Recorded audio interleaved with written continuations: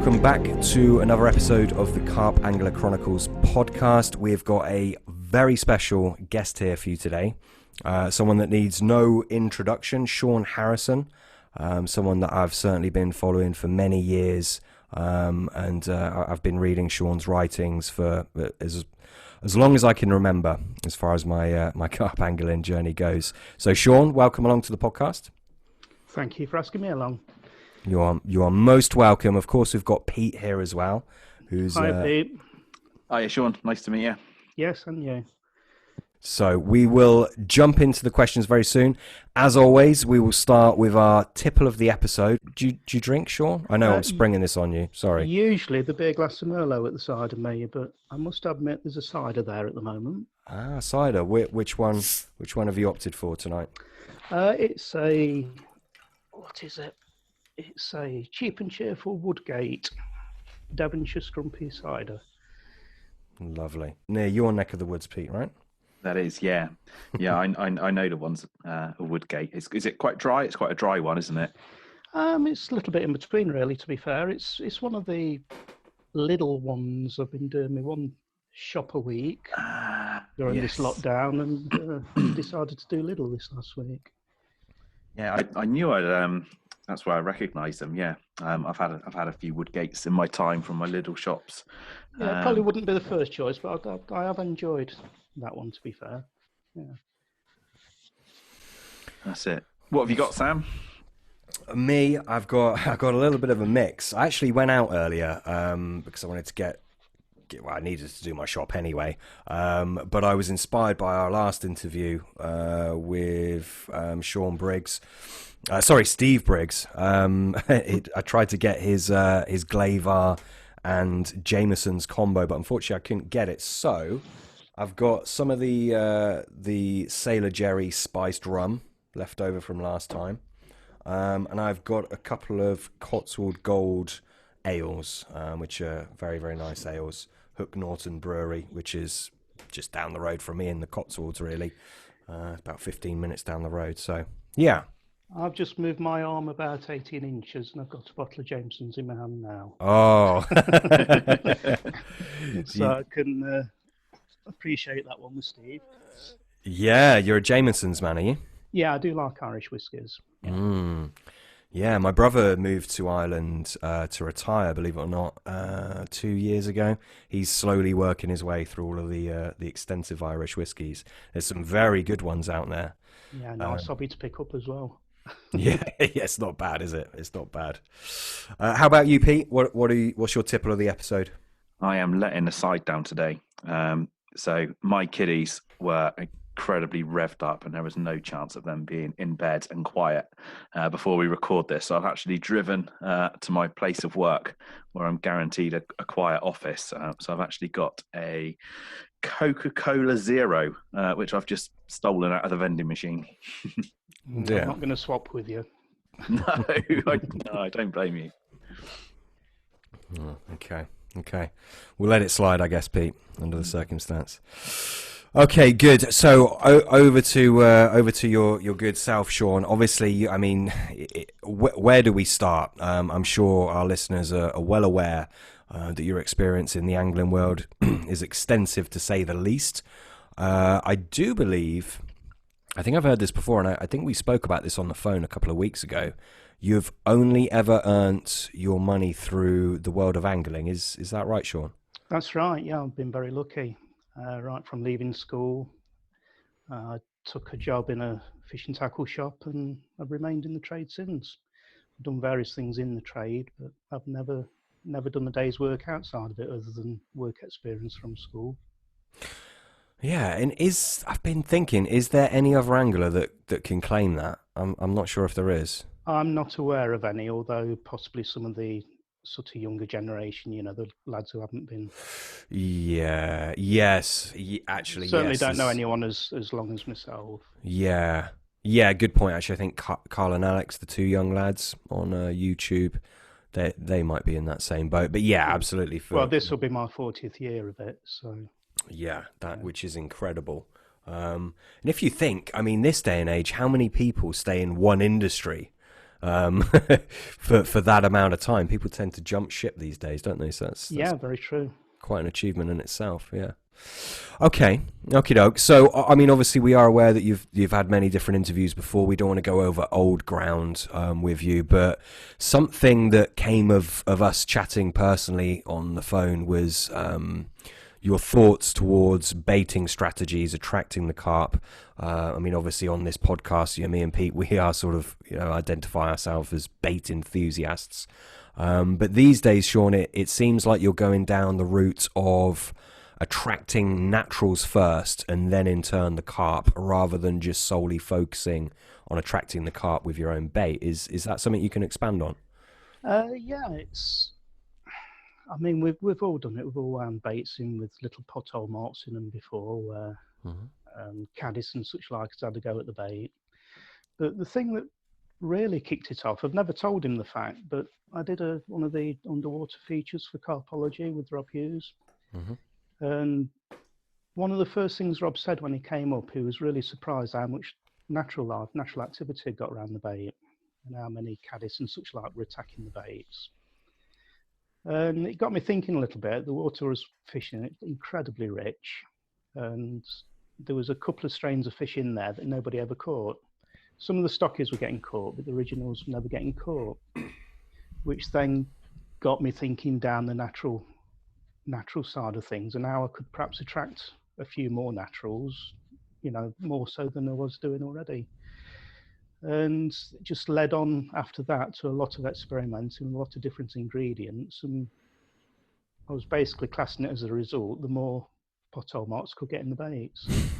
It got to the stage in the end of, I've got a bait on the go at the moment where I do enjoy showing people in the margin, because it's quite incredible. You drop a bait in the edge and what looks like a dead bit of ground suddenly comes to life. Wow. Little miniature snails crawling about, caddies charging for them and everything else. And I'm still working on all that, but I'm a few years down the line on it now. So I've got, certain things that attract certain things. Definitely snails and caddies. They're the main two things I've succeeded sort of big time, really. So, do you mean that those are the two animals that you feel are you're best off attracting, or are those the two that are the kind of the prevalent? The ones I've been most successful at attracting. I mean, snails are a vast amount of different ones, from great big pond snails. It's quite funny. I can drop a 15mm bait in the edge and you can't see it. You'll have 3 snails wrestling with it. But the more I went down that route, the more I realised the advantages for the angler with that. For a start, you're putting life into the swim. You're putting movement into the swim. It's the excrement from the snails and everything, which I'm sure attracts carp anyway. And you just got a whole party going off down there around your baits that are there. Combine that with baits which the fish enjoy when they get there anyway, then it's well, it has been a winner. It's been really eye-opening. Yeah, absolutely. I mean, I don't want to jump too far ahead, because I think there's much more to be said on that topic. But do you feel it's these small animals, these invertebrates, that the carp are detecting outright their kind of smell, for want of a better phrase, or is it the movement aspect, or is it the pH change? What do you think is doing the goods, so to speak? I think different fish are attracted to different things. I mean, for years now, I've never baited with just one bait. I've always mixed things up, given a whole host of different things. Once you get a carp feed in, they become very much like a dog then, where they'll eat almost anything and the competition kicks in, which is a perfect scenario to be in. But it's triggering that first fish. And some of the fish may be triggered more by sight, some may be triggered by the actual bait that's there anyway. I think it's the more different aspects you can put into the swim, the more chance of dragging the extra fish down. And if there's a group of 6 fish and only one's dragged down, the other 5 are normally, not far behind. They don't like to miss out. Whereas those other 5 fish, they perhaps wouldn't have dropped down, if that first one hadn't. So you kind of going off the basis that you want different types of attraction out there, with the mind that, you know, some of them might attract certain fish and you've got all of your bases covered, in as much as one of those fish, say if there's a small pod moving around, one of those is probably going to be attracted to something that you've got out there on the lake bed. Yeah, I've always liked movement in the swim. I mean, I've always attracted silverfish. I've always used lots of little baits, little bit baits and such like. I don't scare coots and tufties off normally. I just think they're all big attractors of carp. Absolutely, yeah. And I think a lot of it, which doesn't tend to get mentioned much, is the noise aspect as well. You know, sound carries incredibly underwater, and I'm sure even just snails rattling about over gravel and things, it's all, you know, it's their world. They live in tiny little worlds, really, if you think about it. You know, the edge of their world is however big the water is, and they get to know that area intimately. Yeah, they are absolute masters, aren't they? I mean, I've spoken about this on the podcast before. And obviously there's a risk of comparing ourselves to carp. Obviously we're very different creatures, but I mean, even yourself underwater, which is by no means our domain, the noise of things is just on a different level. It's amplified dramatically, and obviously, you know, carp are much more sensitive to that, I would imagine. They obviously have the lineal line, and that is their environment. So yeah, I think you're absolutely right, and it's a fascinating area that I guess probably most carp anglers or anglers in general probably don't take full advantage of. No, definitely. I think in my mind's eye, I watch people baiting up, you know, see a bait going out there, and I often think to myself, what a dead swim they're actually sat over. You know, they've got a few innate boilies on the bottom, which by the sheer nature has got all the attraction sealed in anyway. Which leads on to other aspects of bait with opening pores up and such like, which is something I always do, I've done for years. Hydrating baits. Yeah, just speeding the process up, so you're not waiting that day and a half or so for the bait to actually start to be attractive. You know, a lot of the time people are fishing for sight feeders without realizing it. Yeah, absolutely. So in terms of just kind of going back to where we started in terms of attracting these natural these, you know, what we'd call naturals into the swim, how are you doing this? Are you using like a paste bait? Are you boiling a bait? Are you using something else? Well, I primarily use boilers because of what I do. You know, I feel it's only right that I should be using what everyone can buy. I do use a lot of paste wraps, but the boilers that I use, they always get a drink before I go fishing, so they are a lot softer than coming straight out of the bag. I'm using the same bait straight out of the bag, but you know, I start the process. If I'm a weekend angler these days, so generally Tuesday afternoon is when I start the bait off, start the liquid on the bait. So by the time I'm there Friday, I'm fishing with a bait that it's not washed out. This is something a lot of people get confused with. I actually wash liquids in. Washed in, exactly. Yeah. There's never any liquid there when I'm at the lake, and I've never poured anything away. You know, it's all, I've just made the boilies drink it.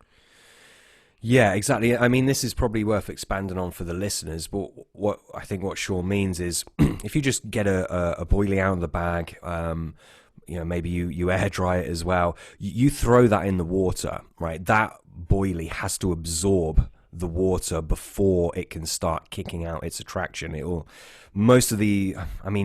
We could get in the weeds here, which we probably won't do, but really you need a soluble aspect. Something needs to be dispersed within the water in order for the carp to detect it. So whilst it's in the phase of sucking in water, that process is going to be happening to a fairly small degree, whereas in the simplest way, if it's just it's already hydrated, it's already sodden, if you like, with water, it's going to be kicking out already. You can go obviously further than that by hydrating it with a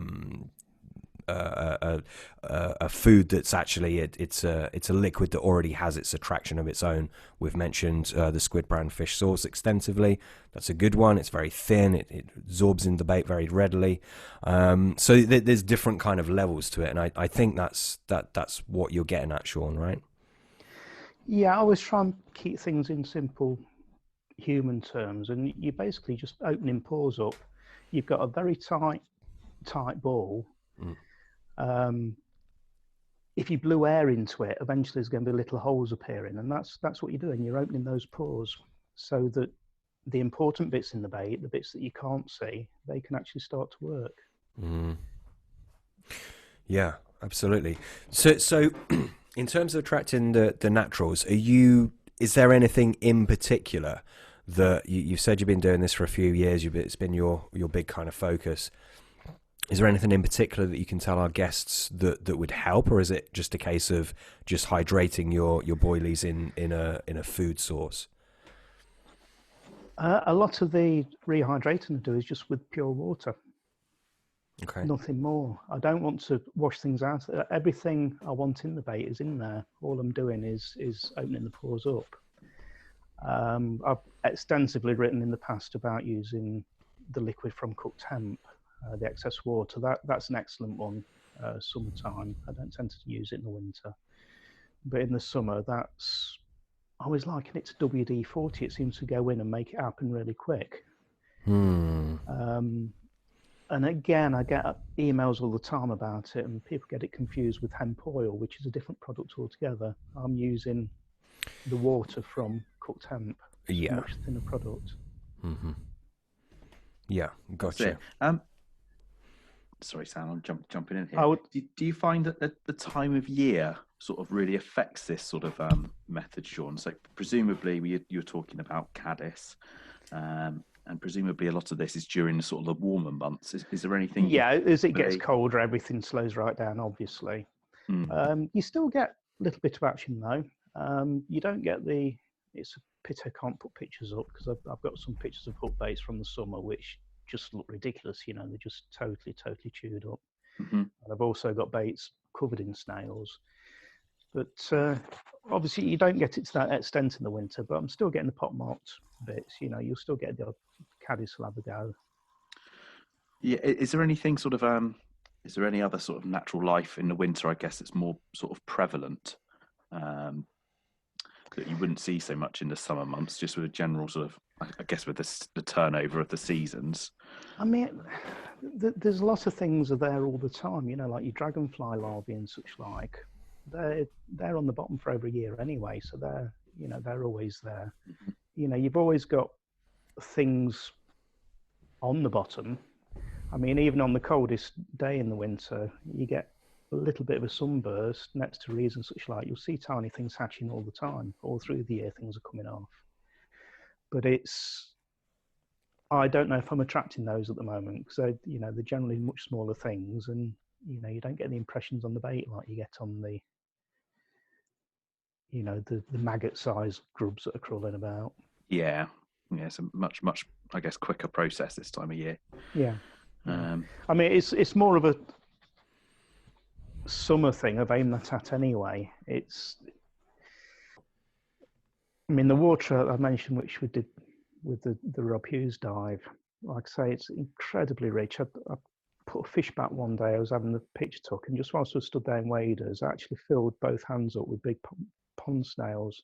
Yeah, and lovely. This was the water where 2 of the stockings of fish just didn't get caught. Once I started going down this natural route, I started catching the stock that weren't getting caught. And it's quite interesting, that was. It was an eye-opener for myself as well. I've always known that, some carp prefer certain baits and others. But it was a real clear scenario there. I've not got the figures to hand, but I won't be far wrong if I say that there was about 150 fish stocked in the water, and a third of them was a stocking. They was the only ones that were getting caught, really. 2/3 of the stock just weren't getting caught at all, but they was different strains of fish, obviously spending a lot more time natural feeding, probably smashing the fish a lot more as well. But whatever, without wanting to blow my own trumpet, I was top rod on the water that year. Yeah, I only caught 1/3 of the stock of fish, if that makes sense. I was only catching certain fish. The following year, after I started altering baits about, it just went silly. I was just catching everything that had gone in, really.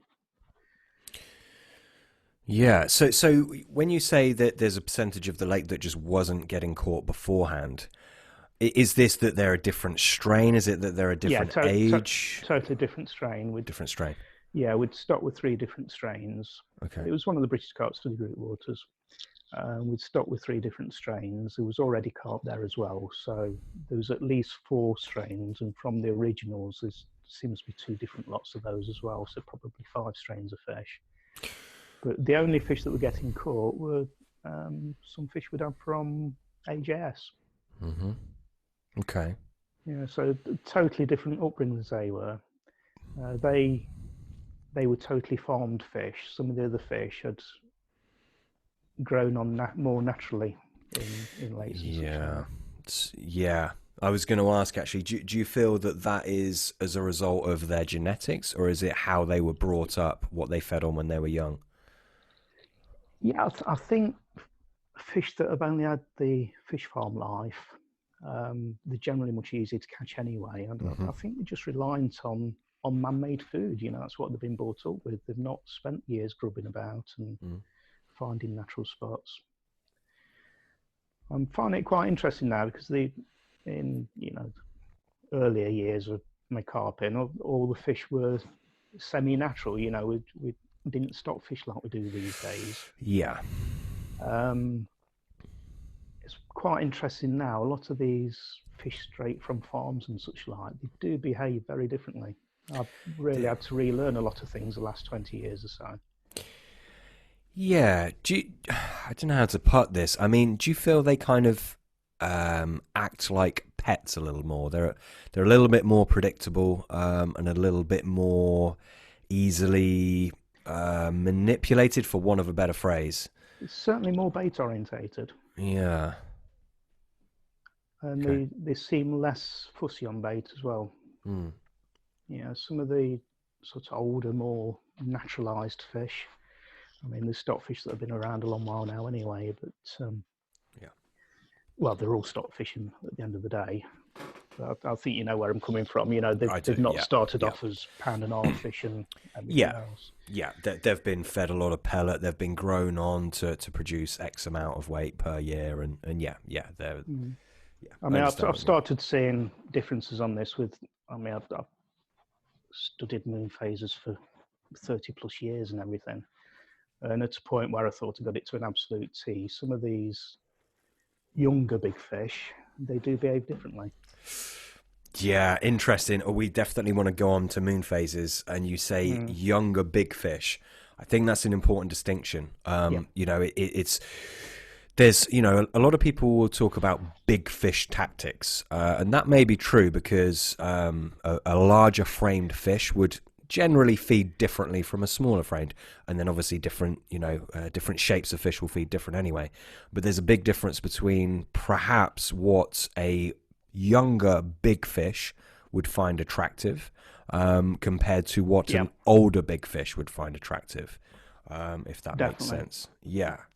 No, definitely. I always try and swing the word big to old on nearly everything in carp fishing now. I mean, you get some really old carp that's still 12 pound, but they still behave like what people term as big carp, you know, because they are the big old carp. They're just not grown. Absolutely. The age thing is a massive thing on it. Yeah, absolutely. I mean, if we were to, I think people liken carp to humans too much, but if we were to kind of like lay that out in layman's terms, it's like us. Our taste buds change, don't they? You know, I know as I've got older, my horizons have broadened, and some of the sweeter stuff I used to like when I was a kid, it's too much for me right now. It turns me off. I don't want to eat it. Whereas, you know, other perhaps more subtle flavors for me now are actually, you know, more moreish, or something I could eat in greater amounts. And I think that applies to carp as well, or certainly it would seem that way. Yeah, you've touched on an important one there as well, which I often bring into conversation. You was talking about the subtle tastes. In the bait game, you're forever getting asked, oh, can you make this stronger? Can you put more flavour in? Can you do this? Can you do that? If you think about the foods that you can eat a lot of meat, normal veg, potato, and such like. There's not really a lot of taste there at all. Mm-hmm. You get some of the things that you perhaps really like, I don't know, a fruit trifle or whatever. You can't eat much more than a bowlful. Mm. And I think a lot of that applies well. Once you start using lots of flavour, you stop in the fish feeding. They'll have a peck at it, but they don't really gorge themselves. You give them something subtle. I mean, if you think about a lot of the great baits over the years that just continue to work year in, year out, sweet corn, hemp seed, chum mixer, Mm-hmm. none of them are strong tasting, strong flavoured things. But they can't just gorge themselves and never seem to get fed up of them, never have enough of them. Yeah, absolutely, a very good point. I mean, probably one of my most favourite baits is definitely peanuts. They used to get a very bad rep years ago. Of course, you can definitely misuse peanuts if you use them, if you prepare them correctly and you feed them in sensible quantities. Personally, I don't see any problem using them whatsoever. And in my eyes, they're a phenomenal bait. But you smell my my peanuts. It sounds a bit odd, but if you smell them, they're they're definitely by no means as overpowering as many modern boilies. And sure, you can sugar up your nuts, so to speak, and let some fermentation process go, and they're far more attractive. And sure, they smell more then. But ultimately, even if you didn't do that, they are very attractive to carp. It's something that carp enjoy. Part of that is quite possibly due to the texture and again back to the noise that it would make, and obviously other carp would hear a carp feeding. That triggers the instinct to go and investigate and then definitely create a competition. Again, that noise thing has come up, the crunchability of things, and just digging away on gravel. I mean, you never got as much food on gravel as you have on the silt, but I think just the sheer fact that carp are bouncing it about looking for the bait that we're introducing rather than the natural stuff that's there. Again, it's that noise and movement is such a big thing. Yeah, absolutely. Okay, so I mean, before we move on, let's say someone's listened to this and they're like, okay, great, I want to start trying to attract naturals into my hook bait vicinity. What would you suggest these people do? I've got a little bit of a problem with this one. With all of the, for want of a better phrase, the Fred in the sheds without proper registered businesses. I've helped a few people out over the years and ended up being kicked in the teeth on it, basically. I understand. So I'm not going to sit here and give ingredients and things away. If somebody wants to, I'm certainly not here to push my own product or anything anyway. It's not my style. But if somebody wants to use a bait that was the first one to come out of all of this, it's a bait that Quest Baits does called Spicy Spirulina. If you fish that in the summer in a lake with a lot of naturals, you'll see what it does, and particularly if you give it a paste wrap as well. Interesting. Like I say, I don't want that coming off.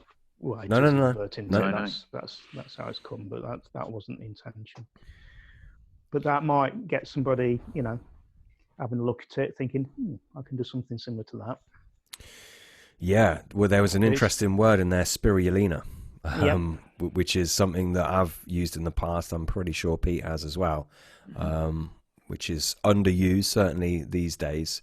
But definitely an ingredient that people should perhaps investigate. That being said, spirulina is an algae, and it's not rocket science if you think what snails feed on, where you find those. There's one or two ingredients out there which, once you put your mind to it, you suddenly think, of course. I've done a lot with spices over the years. A lot of the baits in the Quest range of various spices there, and there's one or two of those that help the job along as well. So spices for me as well. It's there is so much mileage in certain spices, and not only the spices themselves, the oleoresins and the essential oils. I've done a few blends, and there's definitely some mileage there. But this, for our listeners, if you don't know, I mean, it's a real fine art to balance everything up, so you've got a real winner. The secret with them again is subtlety. you're better teasing them with it than giving them a load of anything. Yeah, sure. Okay, interesting stuff. On to moon phases, which you briefly mentioned. I think, well, I know this is an area where you've spent considerable amount of time pondering and drawing data and recording and finding out what the patterns are. Is this something that you're still working on, Shaun, or is it something that you've laid to rest a little bit? No, I've got my opinions on it now, which probably haven't altered in the last 10 years or so. I constantly pay attention to the moon. I don't feel as though I'm learning a lot more from it now. I think the main bits I need to know for my own, what's the word, not peace of mind, my own, whatever, it doesn't matter.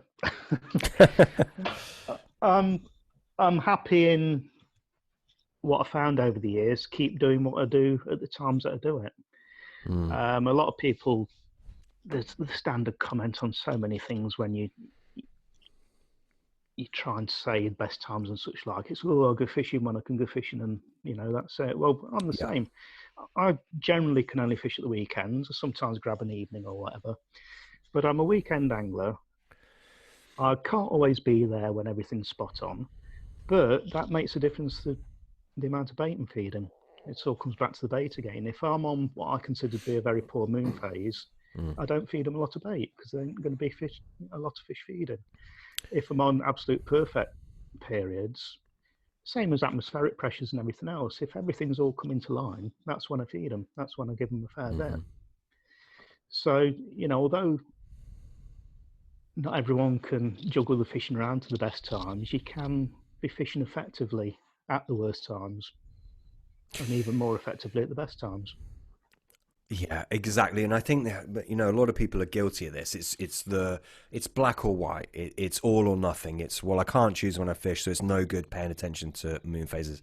No, that's not the case. Like you just, beautifully said, you can, if there is a certain moon phase which is going on, which perhaps isn't the best for fish feeding. I'll maybe be controversial and say a big moon. Yes, okay, big commons, big moons. Outside of that, I've never done particularly well on a big moon. Maybe I wouldn't, necessarily put a load of bait out in that circumstance. Possibly I would if I was fishing for a big common, or if that fish had a history of coming out on a certain moon. Yeah, sure, but maybe I would ease back a little bit. So, like you say, it's sometimes it's just a piece of the puzzle. It's something to bear in mind when it comes to formulating your strategy, right? Yeah, it's another one of those, I think Terry Earn first came up with it. It's one of the percentage scenarios. All those extra little 1% and 2% you can gain. I watch other people a lot and how people are doing it, and you'll sit there and think, oh, why has he done that? It's like absolute hopeless conditions, and he's done exactly the same as he was doing 3 months ago, and in totally different conditions. And to my mind, it's not only messed his own fishing up, it's probably messed the next 3, 4, 5 days fishing up for other people as well. Exactly. Yeah. But I understand it as well. People have a result on a method and they'll keep doing that method. But the following week, you haven't got the same situation. So you need to be adaptable. But you can't get around that one without, that's something that only comes after a lot of years of observing, really. Yeah. Do you feel that perhaps comes from, these days a lot of people jump straight into carp angling before really learning how to fish for different species? Do you think some people kind of get stuck in their ways because they're not used to adapting to the season, to what's in front of them, possibly to different fly hatches that are going off? Do you think that's a potential issue? Yeah. Yeah, we've also got the situation where the newer generations, the last, I don't know, let's say the last 25 years or so, carp anglers haven't had to sort it themselves. They've been able to read about it, they've been able to look it up they've been able to ask somebody and everyone's been open. If you jump back 40 years, nobody would tell anyone anything. The few books that was about was still use a parboiled potato, bit of bread flake, stick a worm on it. There was just nothing there to help. Carp fever came out early 80s. That had got an incredible amount of information in it compared to what there was anywhere else. But the generations then, we was coming through a period where you had to experiment, you had to try, and I just think it gets the brain working that little bit more. You're thinking that much harder all the time. Everybody was using the same sort of rig. There's no hair rig or anything. You'd either free line or use the smallest lead possible to reach the fish, everything free running. So there was no edges there, really. The only edges at the time was bait and doing it right, getting the location right and adapting to the conditions. But I think a lot of that's pretty much out the window in a lot of cases. People have only ever known carp fishing, a lot of the lads. They've not gone through the period of scaling things down and eventually getting a bite. People generally nowadays use the same gear middle of summer as they do in the winter and everything else. Yeah. There's lots of sides of angling I just don't see now. There's lots of forgotten simple things, obvious things, but neglected. Yeah, absolutely. Yeah, I agree with you for sure. And I mean, I've recently gone back to angling for a more broader range of species. And to be honest, even me, I've been a bit like, do you know what? Why have I not been looking at that? Well, I've probably got set in my ways a little bit, and I think it is easy to get set in your ways with certain things, and you get something in your mind about a certain venue, and perhaps I've been, as I'm sure many others have, been a little bit guilty of not being as exploring as I once was when I was a bit younger. Probably haven't said that very well, but maybe you know what I mean. I think it's easy to get stuck in a rut sometimes. Yeah, it's very easy to get set in your ways. I think we're all guilty of it at times, but occasionally I'd give myself a bit of a kick up the what's-it and sort myself out, get the brain thinking again, and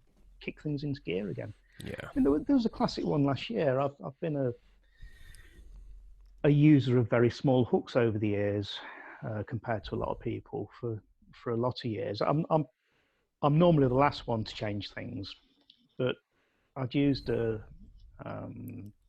size 8 PB Super Strong for a lot of years and used them for everything from big overseas fishing to all home stuff. Didn't suffer the hook pulls. You got such deep hook holes with the fish with them, such not deep down the throat, deep in the amount of flesh in the hook. Okay. And they were brilliant hooks. And a lot of people seemed quite surprised the small hooks I was using. I was catching big Italian fish, French fish, English fish, everything.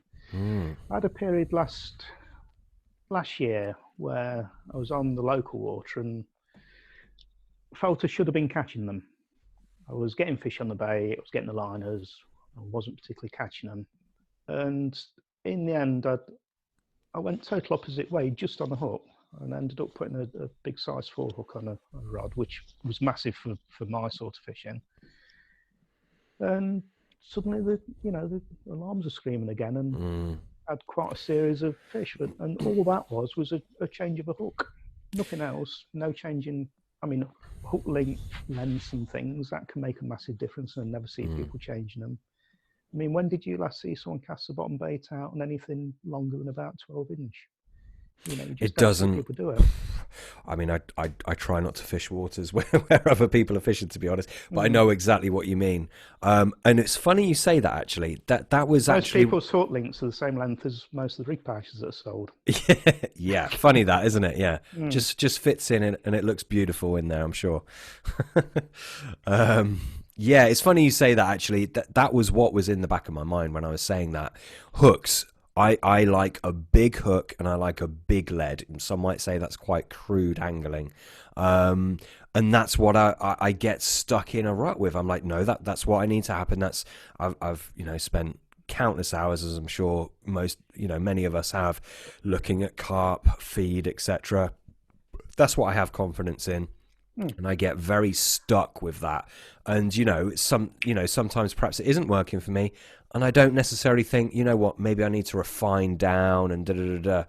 Sometimes I get stuck and I take my own ideals as gospel. And I think that's a dangerous trap to fall into, to be honest. Yeah, you hit the nail on the head with the confidence scenario.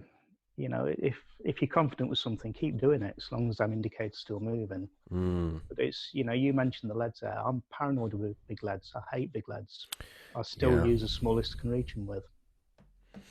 See, isn't that funny? And I bet if we both went out together, well, I mean, I'm sure you'd catch more than me, to be honest, Shaun, but I'm sure we would both catch, we'd both have our day. I just wouldn't scare so many with my leads. You're probably quite right there. Yeah. And it's an interesting one on that one as well, actually. I've lost it now, but when I'd brought my dog, there was periods in the winter when it was just too cold to take her. So I'd a lot of the local fishing, I'd only be going for 2.5 hours. I'd try and you do your homework, so you're there at the right 2.5 hours and such like. But I'd catch a lot of fish on those short winter trips, whereas the weekend anglers who were there for the 48-hour periods and such like, a lot of them wouldn't catch anything till like a day and a half into the session. And I had a few people comment to me about that, but a lot of that was just simply setting up on fish and not spooking them. Yeah. I was dropping little ounce bombs in, and they were just not having a big leg crashing through the water and landing very fast at the side of them. Quite a subtle approach, really. A couple of baits PV'd on, and it's sinking very slowly. That is. Yes, and of course. I mean, just for anyone that's listening that's confused by what I said earlier, if I saw a fish show and I was going to cast them, I wouldn't be strapping on a 5-ounce lead. I would be, small lead and depending on what water I was fishing, probably something like a hinge stiff link, just in case I did fall on some weed. I tend to fish very weedy waters. So yeah, of course you need to to bear that in mind. We all do what work for us. It's there's times I've got to use big leads because they're holding them in place. Fish a few biggish waters and deep waters, and you get a little bit of drifting weed, and to be ridiculous using an ounce lead. So I still chuck big leads out at them, but I definitely prefer smaller leads. If I go over 2 ounce, I generally use them running. Yeah. See, a running lead is something, I mean, Pete will tell you this, is something I used to pretty much fish with exclusively. I got a very kind of personalized approach to how I like my running lead. And that's a fantastic approach. And again, not something you see that often. I mean, once upon a time that many people were on running leads. You don't see that much these days. Certainly when I go on social media and I look at all this stuff, you don't see many running leads on there. It's usually helicopters or lead clips. Right? Yeah, for the last, I was trying to think outside the box a little bit. For the last probably 35 years, perhaps a little bit more, nearly all that the Carp have seen have been hook links up to 10-inch and a fixed lead. Mm-hmm. And they've got that little area to play about with, and it's so many common denominators there. You give the fish, because people get paranoid, what if they drop the bait before hitting them and everything else? Most of the Carp have never ever picked up a bait on a free-running rig. And a lot of the takes I get, they're just, you just mentioned the free-running things. They're not going to scream off all of them, but you've got all the time in the world to hit them, in most cases. I use fixed leads on sort of ounce and a half, but like I say, once I go over 2, I do like a little bit of movement in there. Yeah. I just think if you set something up on your living room carpet with a big lead, you can do so much without moving that lead. And until that lead's moved, the indicator ain't going to move. Absolutely 100%, we're all getting done all the time. Yeah, which is what leads me to heavy leads. So, I mean, I do a lot of my fishing in the edge. Of course, I cast out to distance. Of course, I do, obviously. But also fishing in the edge, I feel a shorter hook length as long as it's presented well, and what I would class as a heavy lead, 5 ounces. In my experience, it's very hard for them to get away with that, to coin a phrase. Yeah. Yeah. And of course, when you cast it into different things happen. Um, yeah, yeah, it's very interesting. It is interesting. But as I said, I But do you do feel get I a get big caught in it. difference. Yeah, sorry. No, go on, Sean. No, I was just going to say you get a big difference on how the fish react close in as to how they react out in the lake as well. You Yes. can get away with a lot more out in the lake than Yeah. you do right under your feet. Yeah. Basically, more in the edge they are, more on edge they are, hmm hmm which comes down bait and everything else. And as well, I never put a lot of bait when I'm fishing close, but I don't mind having a bit of bait out away from the bank. Which is very true, isn't it? And I bet that rings true to everyone listening. You wouldn't dream of really hafing a load of bait in the margin, would you? A kilo or two. I can't imagine anyone putting 5, 6, 7, 8, 10 kilo out in the margin. Yet many people do that every single day out in the middle of the lake, don't they? But I mean, I think that's probably a pattern which is correct. I think you're right. It's rare for you to see fish really go at it in the margin. I mean, that being said, I've seen a couple of big fish hoof up many kilos of boilie in the snags, without any kind of sweat whatsoever. But yeah, you're right. Generally, they do seem more on edge and more finicky, don't they, in the margin? Well, I just think along the lines that if you've got a lot of bait there, I mean, you have got the advantage you colour the water up and you hide your rigs, which can go in your favour. But I just think the more bait you've got in the edge, the longer they're going to be there, and the more chance I've got of them noticing that you're there. You drop your teacup, you make a stumble. There's always a chance of spooking them. Yeah. You never know when they're there. As well as that, if you've got your hook Or a bait there, visitor. yeah, the more bait is in the edge. If you're fishing for them, if you're stalking, the less likely they are to pick up your hook bait. There's more options for them, isn't there? So of course you want to get them on the feed, and perhaps if there's a few fish, it's very advantageous to create a feeding situation where they're a little bit competitive. But outside of that, you don't want too much bait because you want them to pick up your hook bait as quick as possible. And one of the most natural things is a couple of baits in the edge. I mean, what does everyone do when they break up bait off? Chuck it in the edge, yeah. Which has just brought back a memory from that underwater feature I did. Joe was there and Rob Hughes, and it was 3-rod water. And the middle rod, I just lowered it in just off the rod top.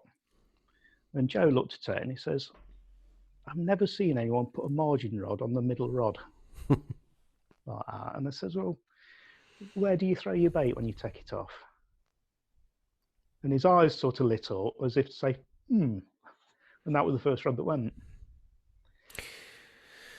We've sort of, sorry, I'm jumping in, had this discussion on the podcast before. And do you find with fish spooking in the edge as well that the angle of the line going through the water makes a difference, Sean? So, for example, I quite often find, like a vertical line, all of a sudden the fish feels safer, I find. I don't know how your approach is. Again, with that middle margin rod, it's something I don't see people do. But doing it on the middle rod, you haven't got the line several feet sideways down the bank. So generally when someone's got a margin rod, they've got it 20, 30 foot away from them, haven't they, up the side? But to my mind, that's 20 or 30 foot line. The fish can detect if they're coming in the wrong direction. So yeah, the line placement is a massive part of my fishing. But a lot of I still use marker floats. I need to know what's in front of me. I don't use them over and over again because gravel bars don't tend to move. I'll log them and they're there forever. But there's certain areas where I won't fish because of cutting of the rods off. I always prefer to fish near side of bars rather than over bars. Again, just keeping that line out of the way. Yeah, it makes perfect sense. Another thing I sort of try and do is rather than, like you were saying, having 30 yards of line down the bank, I'd rather fish under my sort of rod tips and move myself Yeah, sort of 30 yards down the bank, so I'm not making any noise and I'm well and truly out of the way. yeah. Although you're probably quite happy just having all the eggs in one basket like that. I think a lot of the lads nowadays, it's an extra rod, the margin one, isn't it? It's got to be fishing whilst they've got other two effective rods out as well. Mm, And a lot of the best margin swims don't really lend themselves to that. You know, you are better with, very you true. know, less is more scenario. Mm-hmm. But yeah, I think in this day and age, it's been interesting over the years how things have developed. But at one time, I was quite well known for snide rods and things. It didn't matter to me how many lines were in the water. Yet nowadays, I think one of the biggest scarers of carp is line. I think a lot of lakes, people would probably be surprised how many they caught if they dropped down to 2 rods instead of 3 rods. Yeah, absolutely.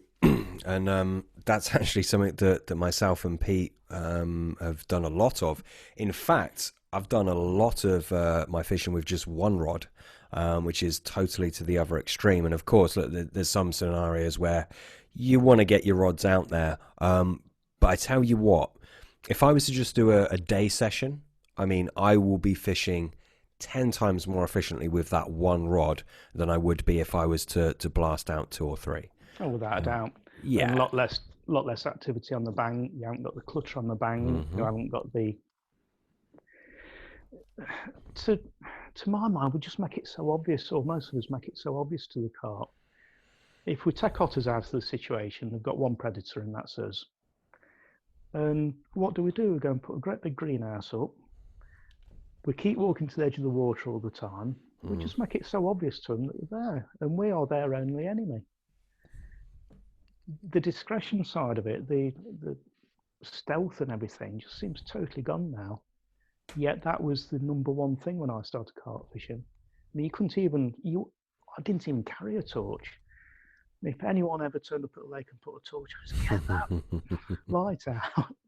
You know, and it's all that part of things just totally gone. People seem to be quite happy to chug into the swim with a barrow, chuck everything off, get everything set up. And it comes down to this, catching them on the 2.5 hour sessions again. Most people have spooked them before they start and they're waiting for them coming back. Yeah, absolutely. Interesting point though. I'm with you on the disturbance and the torch. But have you ever, I'm sure you have you ever shined a torch at night on fish, perhaps in snags or in the margins? Different characters, this one. It's again one that, just outside here, I've got a natural pool in the garden. No line or anything. It's a sprung-fed one, so it's as close to a normal lake as you get, really, just smaller. The carp in there, never been fished for. They should be semi-tame. I've got 3 in there. If I put a torch on them, they go demented and spook everything else as well. The rest of the fish, they just seem oblivious. Well, they actually twist and turn their backs to the light. They seem to go onto the side a little bit. But I've got 3 paranoid ones there.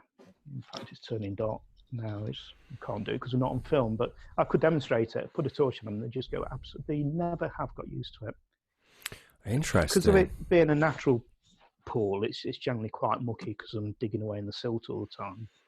But it's the best time for me to check the stock is at night with a torch. But like I say, a lot of them are oblivious to it. I accept that, but it's that one that isn't. And if that's in a group of other fish that aren't bothered by the light, they suddenly are because one's bolted. Yes, yeah, interesting. My experience is only really from one water, and it's a very deep pit in the southwest. Some very big fishing, and yeah, you could walk out onto the snag tree, and shine a torch down onto these fish. They would react. They were aware it was there, but they definitely did not spook. And I always found that fascinating. Did you find they tilted themselves to the light, or did you never notice that? I found no direct correlation to they would angle at a certain position. They would agitate slightly. You know, it was clear something had changed for them. Now, I say that most of the times when I did that, you know, obviously cloud cover, or it wasn't a big moon, so I couldn't see them particularly clearly anyway.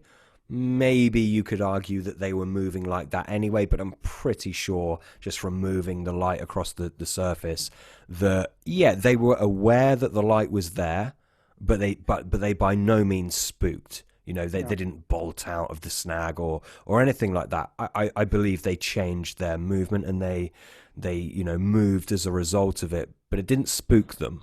Now, obviously, that them not spooking and suggesting that they would still feed confidently is a million miles apart. I'm not suggesting they would, but nonetheless, I found that very interesting. Yeah, that was something there, just triggered a thought as well. I remember when I was on the mangrove syndicate, it was compulsory. We had to do so many work parties a year, and at the time, it was a case of rebuilding the stages every year because these were constantly sinking. And you'd be on these stages. It's impossible to keep quiet on a wooden stage. There'd be four of you hammering away and making a load of commotion. And it was the only time you used to see the mangrove carp come and show close. The very, very curious creatures wanted to know what was going off. But I've often said to people, they were there, they came to see what was happening, but you try and get a take from them. You know, it's a different situation. And a lot of the time, you can spook fish, but they don't go anywhere because they want to be where they are. But you don't get them feeding then. But I accept what you were saying about the light. I've seen it myself. I've lamped carp on the canal, you know, found carp that way, and majority of them are oblivious, but you do get the odd mental one. And it's that percentage thing again. I don't want to spook any of them. Yeah, absolutely.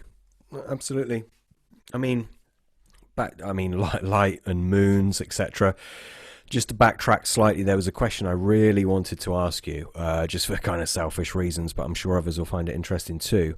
In terms of your study on the moon phases and the effect of captures, etc., have you found that certain waters do well on certain moons?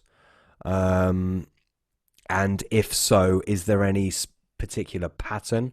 Just as a total example, the moon at the minute is a waxing gibbous. Would that work, you know, on, say, a clear pit or like a silty mere type thing? Is there any kind of correlation or anything that you could expand on for the listeners and me? I've not really noticed a big difference from water to water. They've all been very much the same. In my early years of carping, it used to be practically impossible to get a take on a full moon. We'll talk about the full moon and everything now. Basically, in my opinion, a full moon is an absolutely hopeless time for catching a lot of carp. Because the majority of the carp aren't feeding. Back in the day, it comes back to this young and old thing again. Back in the day, it was one of these eureka moments a few years ago when I suddenly thought of this old and young. We couldn't catch them then because there was all relatively young carp we were fishing for. They still got the shoaling instinct. They were still protecting themselves against predation. And they basically just weren't feeding. As the years go on, the fish get older. They realise they haven't got anything predating on them. And the older ones carry on living their lives. In a nutshell, the absolute simplicity of the moon thing, how I see it, you'll get the 2 weeks from the start of a full moon to the new moon is the time I've always had big hits of fish. If you can get a big hit of fish, it's generally in that period in the first 2 weeks from the start to the full. From the full to the start, back to the start of it again, the second 2 weeks, that's always been the most difficult for me. I've never had big, you'll always get an exception because of wild creatures, you know, you get exceptional weather conditions, atmospheric pressures and everything else. But generally speaking, you get 2 good weeks, 2 poor weeks, 2 good weeks, 2 poor weeks. Yeah, very much what I've found as That's well. I mean, totally simplifying it, but that's good enough to work your way around and book holidays and things around. a lot of people talk about big moons and commons, common carp. And sure, that I've seen some patterns of that on the waters I've fished. What's your take on big moon, big common? It's not just the commons; the mirrors are affected as well. But I think it's more noticeable on the commons. Um, I always, on a full moon, fish a water that's got a big common in it. It's just quite fortunate to have had one or two now over the years, and they've nearly all fallen on the 2 days before or 2 days after, and the full moon. It's the classic one which I quote, but I quote it because it is a classic one. I have said it before. I've been in print saying it before, and I think I've said it on a podcast before. There was about 3-4 years ago. I made mention on social media. I think it was the Thursday. I said full moon on Saturday. There'll be some big commons out this weekend, and the usual thing. I got slated for it. What a load of nonsense. Yeah. I think the following day, the biggest fish in the lake came out. The Saturday, when I was there, I had one of the 40s. Another one came out as well. Then the Sunday, lake next door, one of the 40-pound commons come out from there.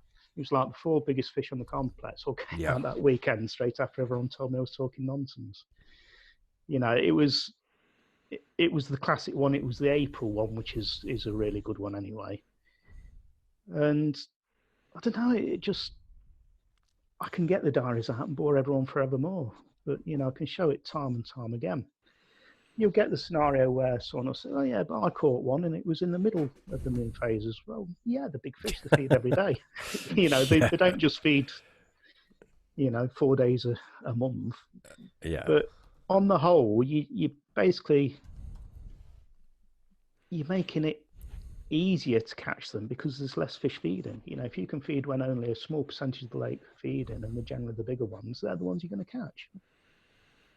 But like I said, they're actually poor fishing conditions.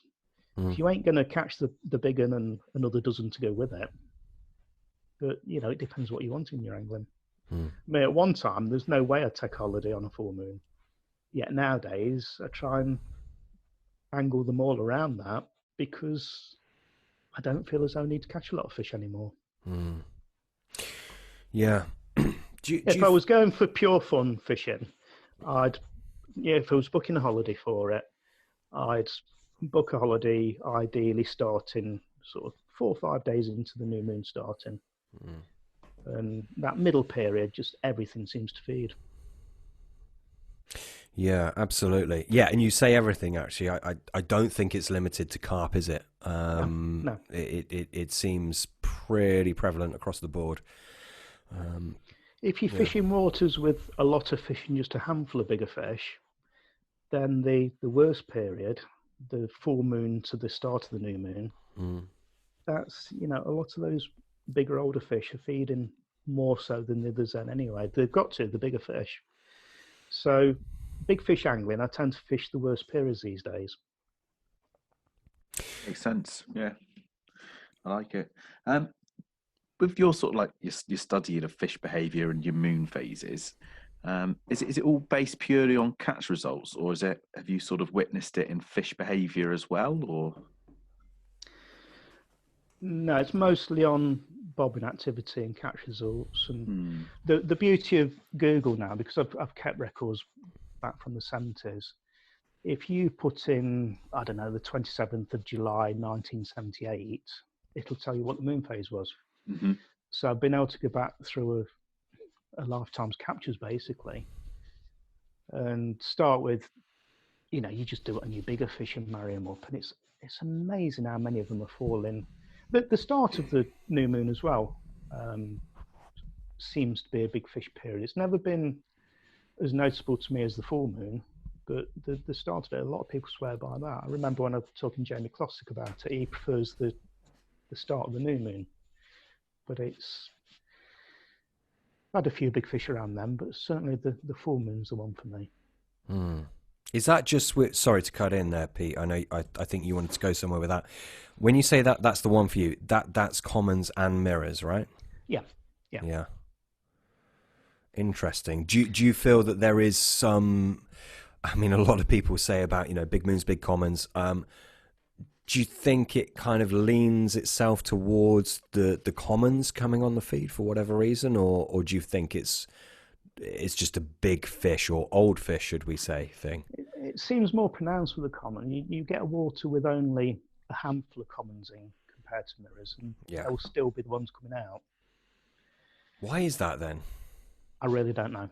I really don't know. I've always seen commons and mirrors as different species anyway. Yeah. I know Yeah. it's Cyprinus carpio. It's supposedly the same as koi is supposed to be the same, but they behave differently as well. You look, an Alsatian and a Chihuahua, they came from the same place, but they're very different Yeah. animals, aren't they? That's right. That's right. And different strains of fish. Again, I'm finding it interesting now because we've got so many more strains coming to the situation now than we ever had before, and each one they behave differently. Mm. And a method that works for, I don't know, everyone likes called the simmos and such like, but a method that works well for the simmos ain't always going to work well with a lean common or a heavy scaled mirror or again, it's something I've said before, but it's worth saying again for people who haven't heard it. But on the years I spent on Grenville, the simmos on there, you get a big change of wind, they'd be on it straight away, feed and be straight off it again. They wouldn't sit on it. The Andy Parker fish, the other fish in there, they'd live on the big wind. You'd see them boshing out on it constantly. They loved it, but the simmos didn't. It's as though they just didn't want to be knocked about. They didn't like the turbulence. Did they stay more towards the end of the wind, kind of on the wind but off the wind, if that makes sense, or did they completely shy away from it? They'd back right off it once they'd had the feed. Right. Once I'd realised what was happening there, because people would sit on the wind and you catch fish, and I'd tend to pay attention to strains of carp people are catching as well as other things, and it soon become noticeable that they just wouldn't sit on the wind for long. And once I realised that, I started fishing behind the wind, and my average weight on Grenville went right up. And I was basically fishing where there was living. There was only really moving on the fresh wind, then getting straight off it again. Interesting. Yeah, and Grenville's, it's, I don't know too much about it, to be honest. It's quite a big water, right? Yeah, it was 1.5 miles around the bank. 80 acres, just under, I believe. Yeah, a big chunk of water, but very deep as well. A lot of it was 25, 35 foot. So you got real big undertows going on in there. You got, well, basically river systems.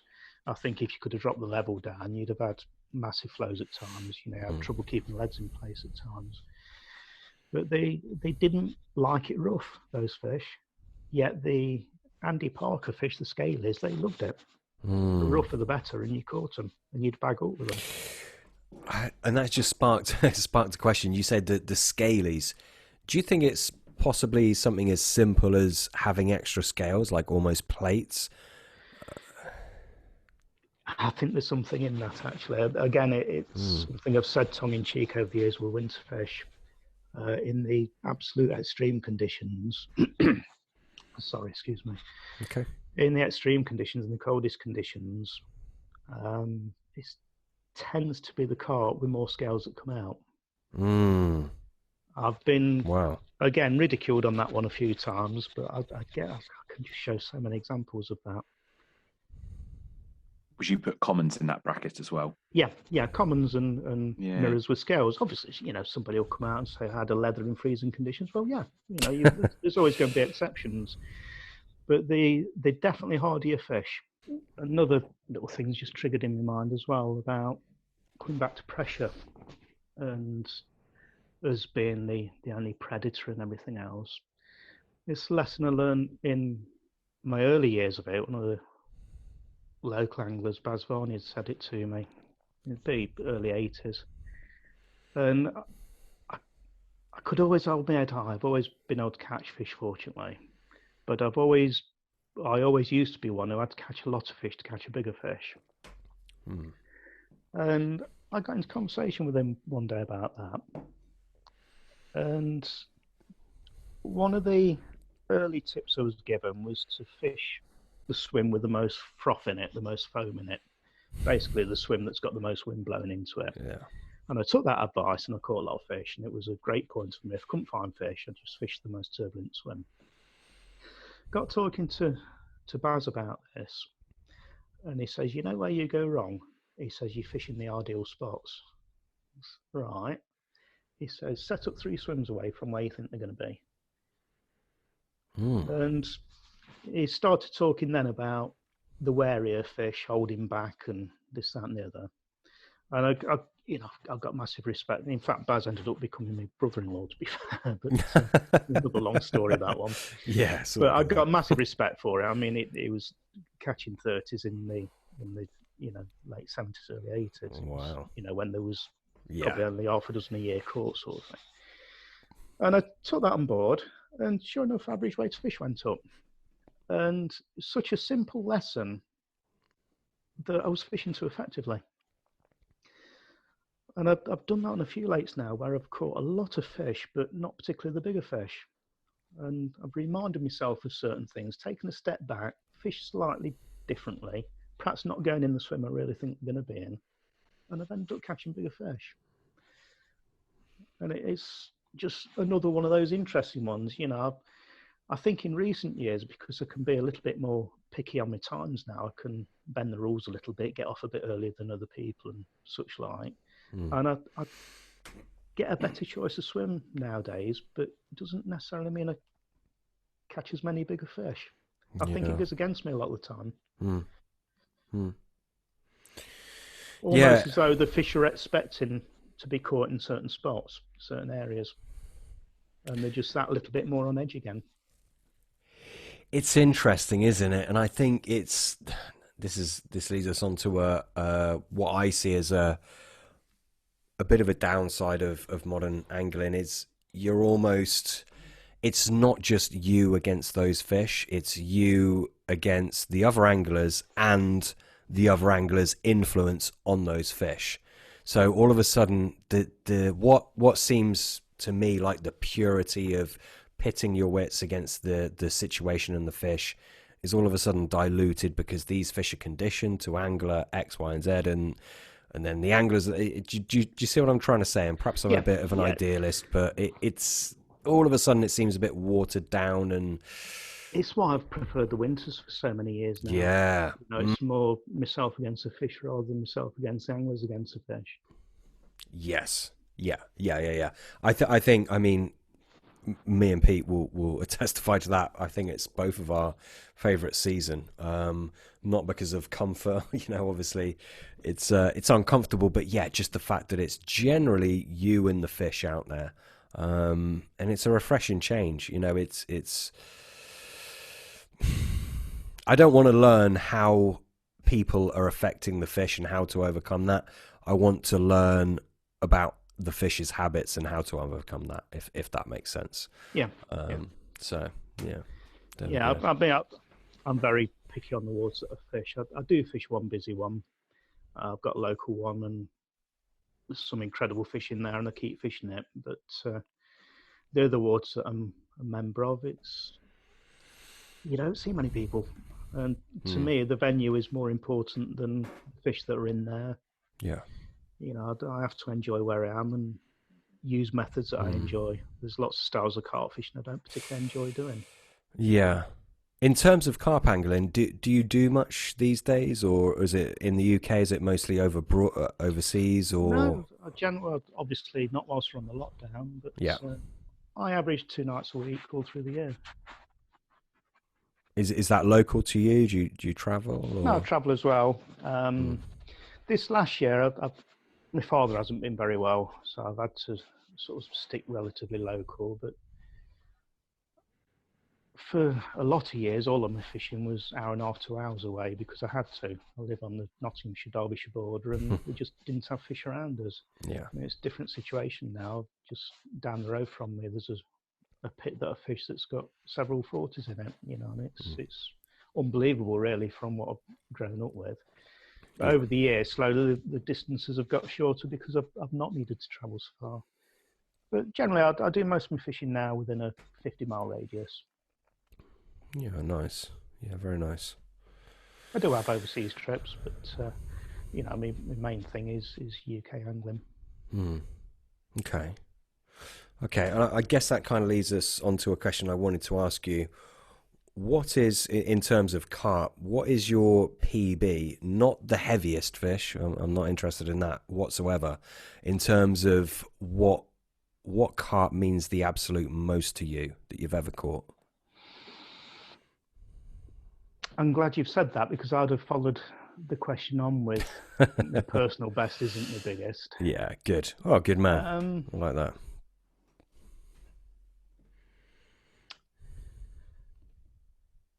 You've thrown me for a moment there. Have a think. There's no rush. Mull it over. Probably my first 30-pound carp, which goes opposite to what I just said, because, you know, it was the biggest one at the time. I started writing in 1986 in the magazines, and at the time they used to usually put at the side of your profile your biggest fish of each species and everything else. And I was a little bit embarrassed at the time that I'd not had a 30-pound carp, because I wasn't fishing waters where 30-pound carp existed. And to me, I wanted the first one to be a real special one. I really wanted to catch one in my area, but I didn't know for certain of one in Nottinghamshire or Derbyshire.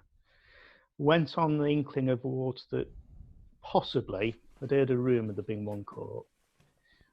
And I fished it, and eventually I caught my first 30-pound fish, which got seen for another 8 years afterwards, but never got caught again. And I think really deep down, it was such a special fish for me at the time anyway, and the fact that it avoided everybody else, despite quite a lot of people after it, you know, that's probably stands high up there. What year was that? Late 80s. I could tell you if I got a diary to hand, but probably 88, 89. Yeah. Yeah. Okay. And I mean, was there... In fact, I put a picture of it on social media today. Oh, there we go. It's only just I'm gonna have to have a bit look of at a that. coincidence, that, but yeah. What is that? Facebook, Instagram? Where are you most active? I put it on Facebook. I just put a picture of first double, first 20, first 30, first 40. Oh, amazing. Oh, I'll have to have a look. UK ones, I didn't Yeah. put them overseas. Yeah. Is there a certain time in your angling history that you would deem as your golden years, that you really kind of look back on with envy? There's been one or two, actually. The mangrove years was very special, particularly the winters. When I joined the mangrove, I said to Tim Paisley that I was really looking forward to the winter, and he sort of looked at me and he says, well, good luck, he says. I think there'd only been 2 fish caught between Christmas and March. They used to catch them up till Christmasy, then they just used to switch off. And I just said to him, well, it just ticks all the boxes for me for being good winter water. And it was like, good luck, you know, get on with it. And the first winter I fished it, from the January till end of February, I had 20-something fish. And that was absolute amazing fishing, that was. From a place that wasn't known for producing them. And I was having the bigger fish as well. You know, I mean, that's going back quite a few years now. Yeah, I think 3 trips on a trot had 35-pound plus fish, commons, mirrors, but hits of fish as well. I was just doing single day sessions. I was driving for 4 hours for 8 hours fishing. Wow. Dedication. Or stupidity. Bit of both, maybe. I don't know. In a Land Rover as well, so it was costing me a fortune as well. Oh, wow. Oh, that's pricey. Yeah. But no, that was a real special time. That, you know, I just saw it as pioneering type stuff, really, because it hadn't really been done. People had tried, but I'd taken a gamble the year before on baiting, and they used to like the bait on the mangrove, and I'd gone through the summer with every big bucket of bait. I put a handful of what I was going to use as a winter bait on there, So they'd had a whole summer of a little trickle of the bait that I ended up using. And I don't know if that made all the difference or not, but I think it was just incredible fishing when I eventually did it. Yeah, absolutely. Pete, are you still here? Are you alive, Pete? Yeah, no, I'm enjoying it. Okay. He's getting drunk on his Coca-Cola. Sad stuff. Another sort of a question we sort of got jotted down. So obviously you're incredibly well renowned for your carp fishing and in the carp industry. But is there anything sort of like the angling world does not know about you that they would be surprised to hear? Oh, well, I've always fished for all species anyway. Spent 2 summers in the 80s fishing for catfish and caught the biggest intentionally caught one in the UK at the time. Something people perhaps don't know. I didn't know that. That was 1987. I had that. The record at the time was a 43-pound fish from Wilston Reservoir at Tring. At the time, it was the only catfish ever caught there. It was taken out, so you couldn't catch it again. So it was total fluke, really. It was like someone catching record catfish out of the water that you're fishing. It's like, what's that all about? If it hadn't been for that one, I'd have held the record in 1987 for catfish. Didn't fish for them for a while after that, other than doing something for Channel 4. I did something for Heart of the Country, a little bit of a catfish thing for them. Then I spent a couple of years fishing with Jan Porter. I got him back into fishing after he'd packed up fishing, and slowly turned him into a spezi angler rather than the man in red. But it kept pestering me to take him catfishing. And by that time, the imports had started coming in. And I wasn't really interested in it. But eventually, he just said to me one session, because we were fishing together all the time, and he says, I've booked us 2 tickets on Winton's. You're going catfishing, you're going to show me how to catch catfish, you're doing it as a favour.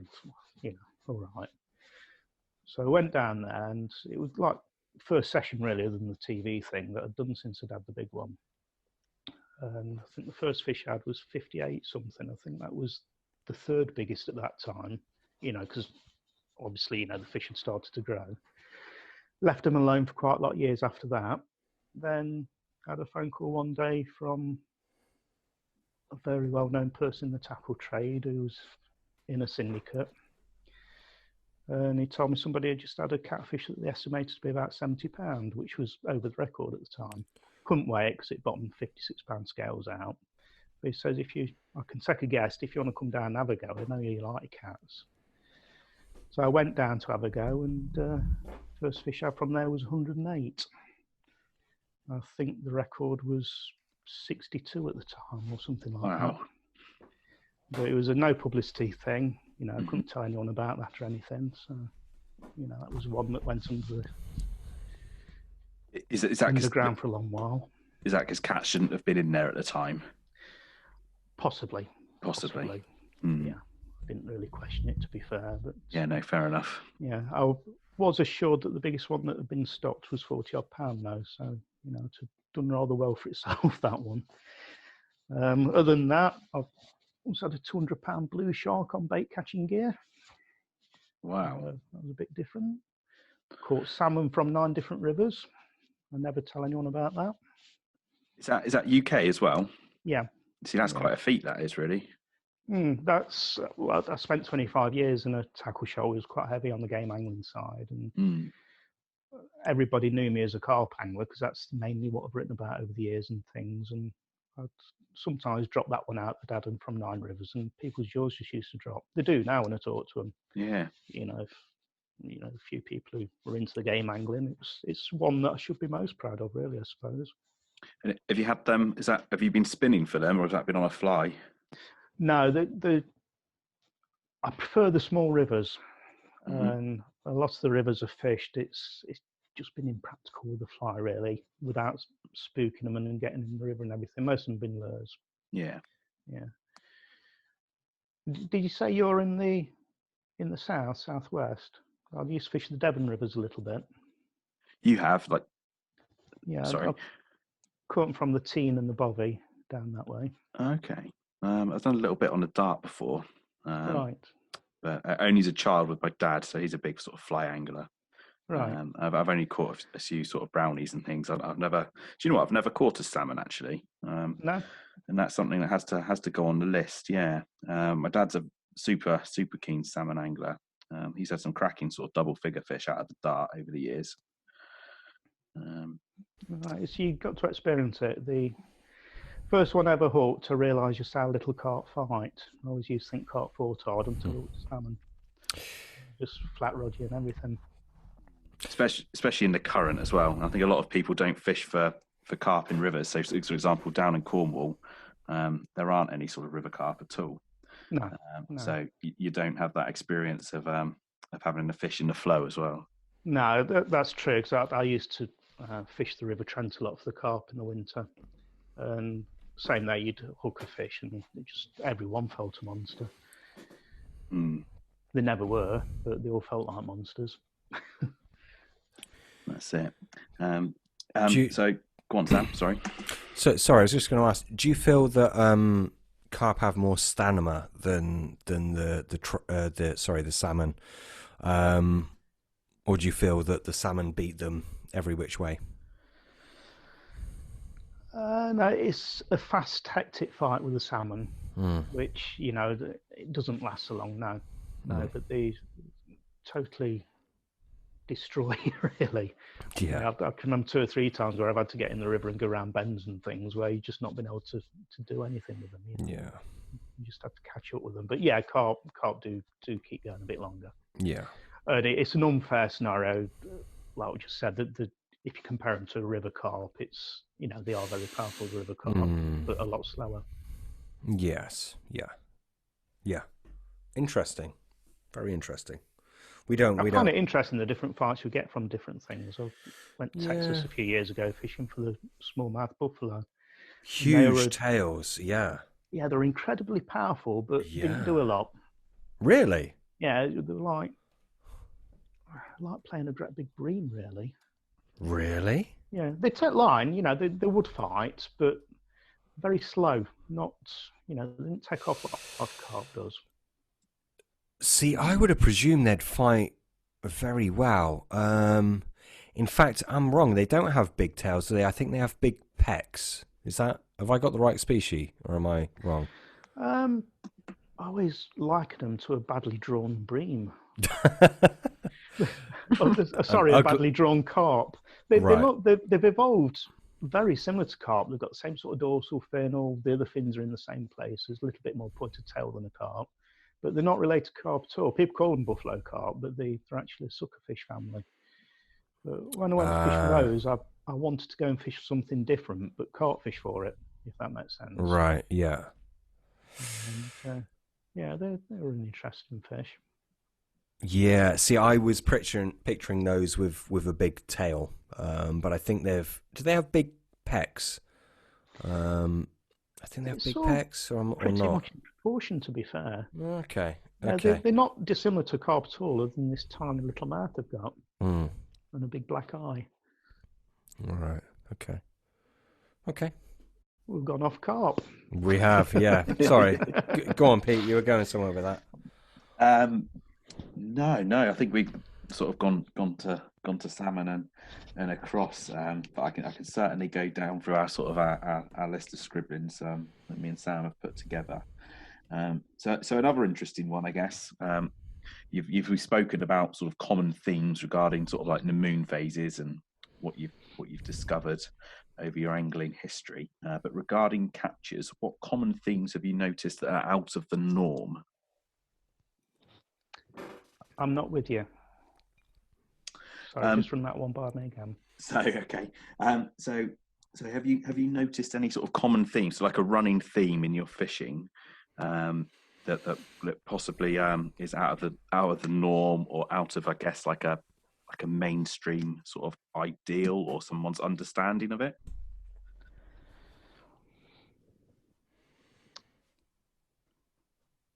So I've gone quiet on you. No, that's all right. Um, I don't know if Sam's one of got any sort of like an example or. if I'm hit, one of the first times I dared put my foot down and go against the grain of what everybody had preached for years Mhm. was a bait scenario. I don't know if this sort of thing you mean or not, but No, this is great, I definitely. was brought up on the situation. If you read a lot of the 80s books and such like, that all go on about milk protein baits in the winter and this, that, and the other. And I got sucked into the scenario of trying to make baits as high in protein as possibly could. We all used 10-ounce mixers so that it could work the protein values out easier. And it seemed to be, personally, I could make baits up to about 85%. Everything was, people were aiming at 80, 85% on baits. And the more I felt I got the bait right, the worse my catches were. And I'd been brainwashed thinking, well, I'm just getting everything else wrong, getting location wrong, getting rigs wrong, something's wrong, but the bait's perfect, the bait can't be any better. And it was pure chancing. I still lived at the parents at the time, and I walked through the living room one night, and they'd got the television on. And as I walked through, just a comment from the TV said something along the lines of protein binding animals up. And straight away I had an alarm bell in my head thinking, we're making these baits as high in protein as we can, so we're binding them up and stopping them feeding. And that was the first time I probably started taking my own route on bait, other than the very early days of the pace and things. And I immediately went and diluted the base mixers down, basically. I remember I used to keep my ingredients in the old sweet jars you used to get in the shops. And I went to put 10 ounces of my normal mix in a jar, went through the cupboards, and there was some Quaker oats in the cupboards, ground some Quaker oats up and put 10 ounces of that into the jar. And there was 10 ounces of something else. I can't remember if it was flour or whatever. Might even been wheat germ, I'm not sure now. I diluted the protein value down, and suddenly the catch rates just soared. And it just become an obvious thing to me then. It's like, we've been doing it wrong, binding these fish up. You're feeding them, they're eating it, but they're ages before they're eating again. This was midwinter. And over the years, it's sort of common knowledge now that carp can't really utilise much more than about 40% anyway. And it just, I remember putting my neck on the line in a magazine. I wrote what I thought about it, expecting to get my head ripped off, and no one ever challenged it. And that was probably the first really successful baits I had, when suddenly, I'm noticing a big difference. And it was just going against the grain and not accepting what we'd all been told for years. Yeah, is that something you still do today? Is look for sort of highly digestible baits? Yeah, very important for me that the baits don't stay in the fish for long. Is there anything you could, I guess, for our listeners, you could suggest to sort of increase that gut transit time? I use very little oil of any description in baits, very little fat. Mm-hmm. I mean, carp haven't evolved to deal with oil and fat anyway. Again, it's one of these things you get quoted, well, all the fish pellets have got oil in them. Fish pellets are made to grow fish quick in farms.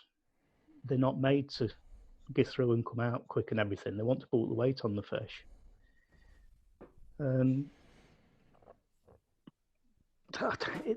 A lot of the things I use a lot of ingredients that aren't generally associated with bait, but I'm very heavily into cooking and such like. Got quite a lot of interest in food, and a lot of the baits are based very much around the sort of things that we eat. And the things that we can pass through quite easily, generally the carp can. Yeah. So, the normal roughage bits. Still important to give them the food element in there as well, but make sure that they can deal with it and get rid of it again.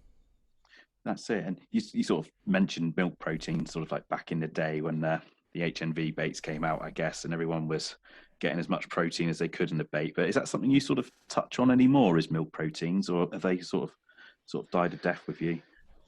Not really. Use a couple of milk powders, but I certainly don't use the things that we were all using. You try and buy the very best casein all the time and like Talbimins and such like. So no, I don't follow that route. And the commercial side of things, most of those bits are too expensive to use anyway. Yeah, they've all sort of milk products, I think, have really sort of escalated in price, haven't they? Yeah, and it was always touch and go how good a quality he was buying as well. There's a lot of people had real bad seasons just through one duff ingredient. And again, it's one of them situations. I try and iron out any element that can go wrong. That's it. I think we sort of, as bait makers as well, you sort of succumb to sort of sometimes you just don't get that consistency, or you don't get the control over the consistency of the product you're buying as well. No, well, the obvious one over the last few years is fish meals. There's not the choice that there used to be anyway, but the quality is deteriorated massively in recent years. There isn't enough of it out there. The bait dealers, doesn't matter how big you are, you can be the biggest one in the world. You're tiny compared to the pet food industry and the pellet industry. And we get offered the dregs. Unfortunately, I've built a company not using fish meals. That's not a dig at everybody who uses fish meals and things. I'm just very fortunate that I haven't had to suffer like that. I mean, I caught my first carp in 1977, and in that time, I've only had 2 summers where I've used fish meal baits. Wow, that's surprising. That's. Say that again for the listeners, Shaun, because this will be a shock for people. Well, I started in 1977, so that's 43 years I've been catching carp, and only 2 summers I've used fish meal baits. Wow. That is phenomenal. I think the last time I used a fish meal bait properly, sometimes I'd grab a bag of something, because the special crab we did for years got fish meal in it, and I'd occasionally mix it in with other baits. The last time I actually fished fish meals over fish meal, so to speak, could be Baston Fen days, so it'd be 90s. I've not used a fish meal since then. Incredible. That is amazing. So, I mean, is this because you believe there's that your knowledge and bait formulation ingredients are best spent elsewhere, or is it just because you prefer a non-fish meal bait? I mean, what is the reason for that? Certainly now, with the quality of what there is out there now, I certainly prefer a non-fish meal bait. Wow. I've had to do fish meal baits over the years because customers demand it. Customers want them. But I don't use them myself. All the way through my life, I've always been a natural rebel. I've never liked to conform. I've always sort of tried to do my own thing. And for a lot of the years, certainly through the 90s, when I suppose the big fish meal boom came with the Premier Baits scenario, the old Nod Oil and Nutribaits with the big fish mix at the time. And suddenly everybody just seemed to go fish meal wise. So the way my brain works, I just don't do it. I've always gone the other way. And baits that were always good, they still are. And they're so different for most of the carp nowadays. Most carp these days, because of what's available, the majority of companies are all using the same 2 or 3 meals all the time. There's not a lot of difference on the main food part of the bait. Most people are using very, very similar baits. Yeah, absolutely. Potentially with a different attractor, what we would now call an attractor package, and a different flavour. I understand it. It's as far as what the carp detects, very much samey. It can be argued that everybody's baiting up for you, but I'd rather than being in the line waiting for my turn, I'd rather be the bloke either blanking or really having it off. 100%. I'd rather step outside the box, and which is what I've always done. Absolutely. Just to touch upon, because people are going to be fascinated by this, and I think you'll be causing a few revelations for people. I mean, in terms of the fish meals that aren't available today, of course, you know, we're somewhat narrowed these days. But you've still got some good fish meals. I mean, Soprapesh still make their pre-digested CPSP 90, things like that that many people in the bait game would deem, you know, top-notch fish meals. Do you feel that there's better alternatives to them, or do you feel that they're, you know, overshadowed by certain new options, or do you feel that actually they There's weren't that certainly good in al- the first place, or No, what? no, I mean, a good fish meal is a good fish meal, but there's a lot of other things that are equally as good. Yeah, And on the commercial side of things, we do freezer bait still, but majority of the sales are shelf life. Little bit different. We don't use preservatives like a lot of the companies had to over the years. Things have moved on so much in the last 30 yeah, odd years, you know. I mean, there's hardly anything in our own food chain that isn't stabilized, is what it's referred to, rather than totally preserving. And there's quite a lot of ingredients that I can't use anyway without using a preservative with it. And it's a route I choose not to do. But there's plenty of other yeah, ingredients that I can stabilize. And that's where we take it. That's where we go. I do get all this. Of course, you use preservatives. Da, da, da, da. But standard, like the spicy spirulina we mentioned earlier, if you stand that in the sun and let it sweat for a morning, it'll go off as quick as any other fresh bait. yeah. Put liquid in it and it reactivates itself. Mm.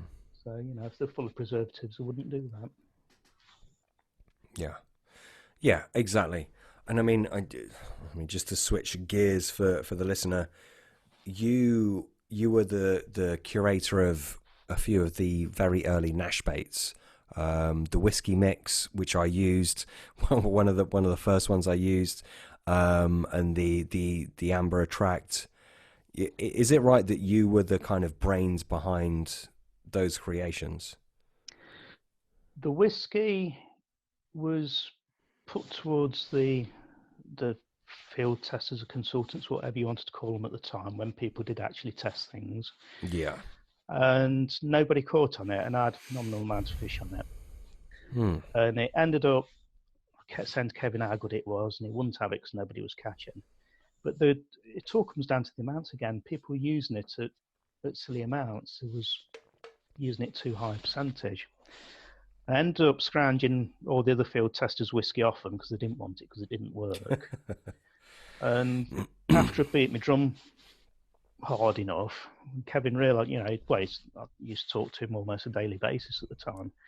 He knew exactly what I was catching and everything. And in the end, it came out, you know, vastly diluted, which you had to do. You know, in the concentrations that it was in, you couldn't really use it. You know, you was using it in drops rather than the 5 ml that everybody was using. But yeah, I was responsible for it actually ending up on the market, but it wasn't something I discovered myself. It was just came about from being sent it and finding the right way to use it.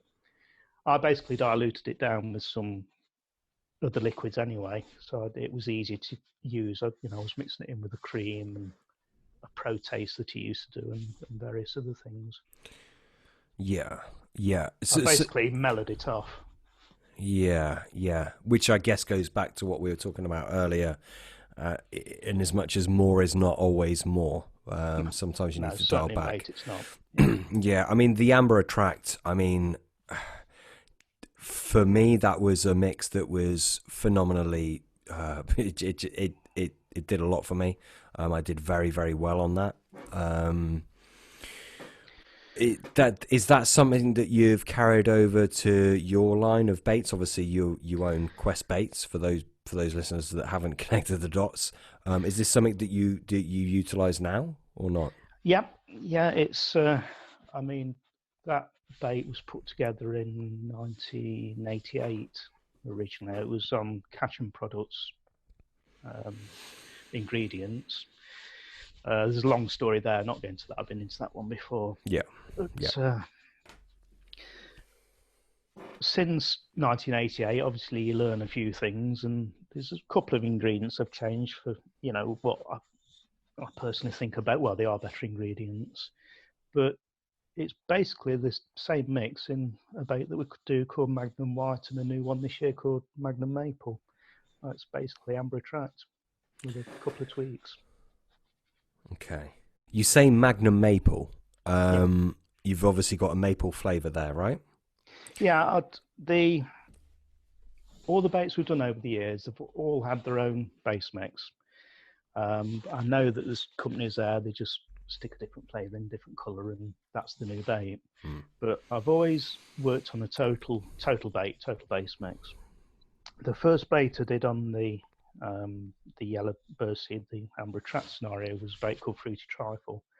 Sold that for years. Bought the Magnum White out, which is a cream bait, and that was the first one I ever did on an existing base mix. That went onto the Fruity Trifle base mix. So I ended up taking all the sales from the Fruity Trifle, so I dropped that. The maple one we just released, I've had some clever little ingredients for a while now that I've wanted to do something with, and they've ended up in the maple, but again that has shared the Magnum White base mix.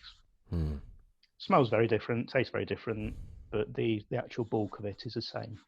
Yeah. But those three baits are the only ones in the Quest Baits range. I mean, there's probably been 20-something different baits over the years.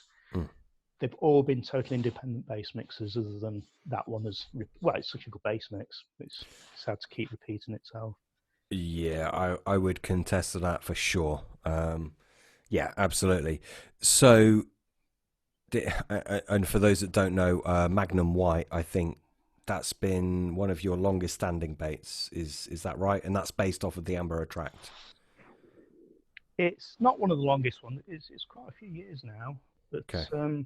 yeah, the actual base mix, like I say, it was Fruity Trifle originally in the range. That's been there since the start of Quest Baits. Well, since 1988, since years before Quest Baits. Yeah. Okay. And this new maple is that's basically based off of the old amber attract recipe. Yeah. Just totally different attract system in there, different pads in there, different liquids in there. Yeah. Interesting. And it's one of those. It's the old classic as well. You know, it was a bait that everybody used to go back onto in the 80s. If you had a few duff sessions, you go back to using Scopex, maple, or strawberry. You know, or Tutti Frutti. You know, there were baits that you knew you could always get action on. And it's one that's very much been forgotten about over the years. You know, well, companies have had little dabbles with it again, but it's more a couple of. I mean, the maple is the thing that you can smell on it, but it's more a couple of other bits that are in there that are other special bits. Yeah, the maple's there for the angler. Yeah, exactly. I mean, it's interesting. The maple flavour there. There's a connection to fenugreek there. I don't know if you can speak on this or not, but fenugreek is something that, I mean, I'm a big believer in. It's something that I definitely utilize in my own baits. Fenugreek, oily resins, and essential oils.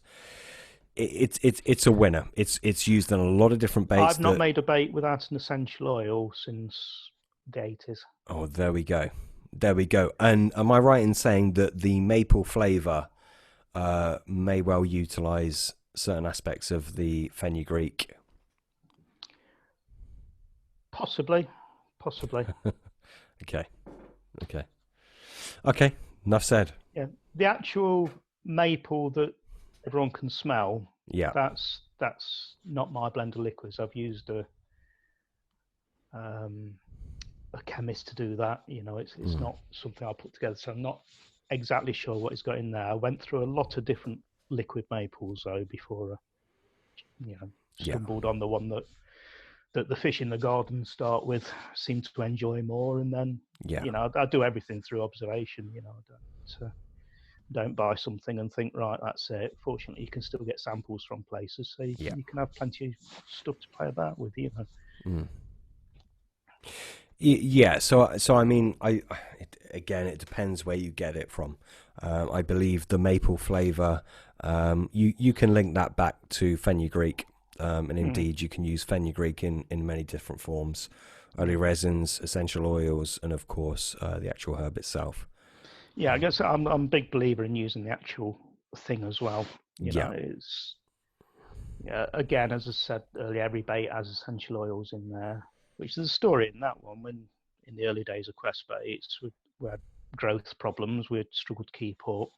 And it was really nice. I had 3 different factories in the first 4 years, you know, because we had to keep expanding, and like I said, we couldn't keep up, so I had to outsource rolling.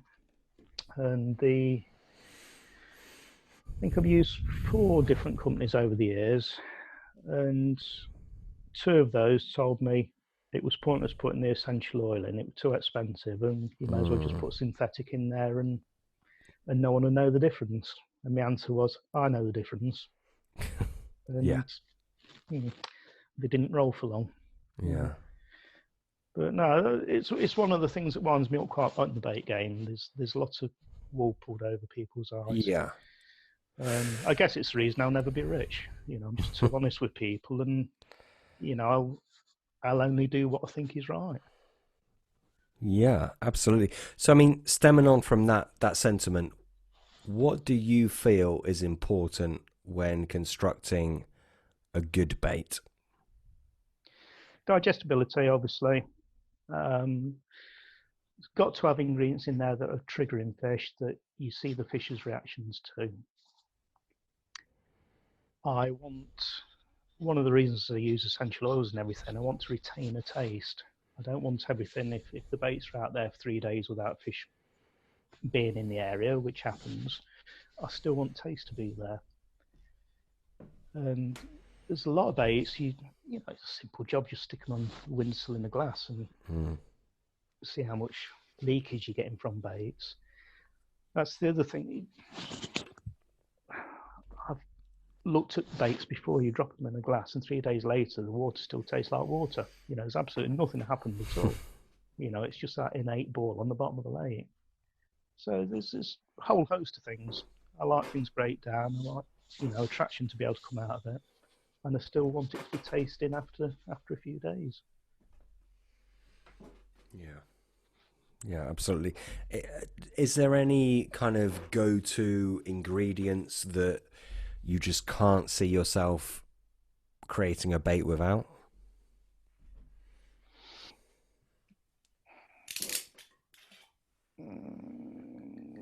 Well, nearly everything has, again, we mentioned the essential oils, nearly everything has spices in. I'm not going to go into individual ingredients because they're all quite close to the heart, and I'm still using things that I'm not really aware of other people using. So, no, they're all.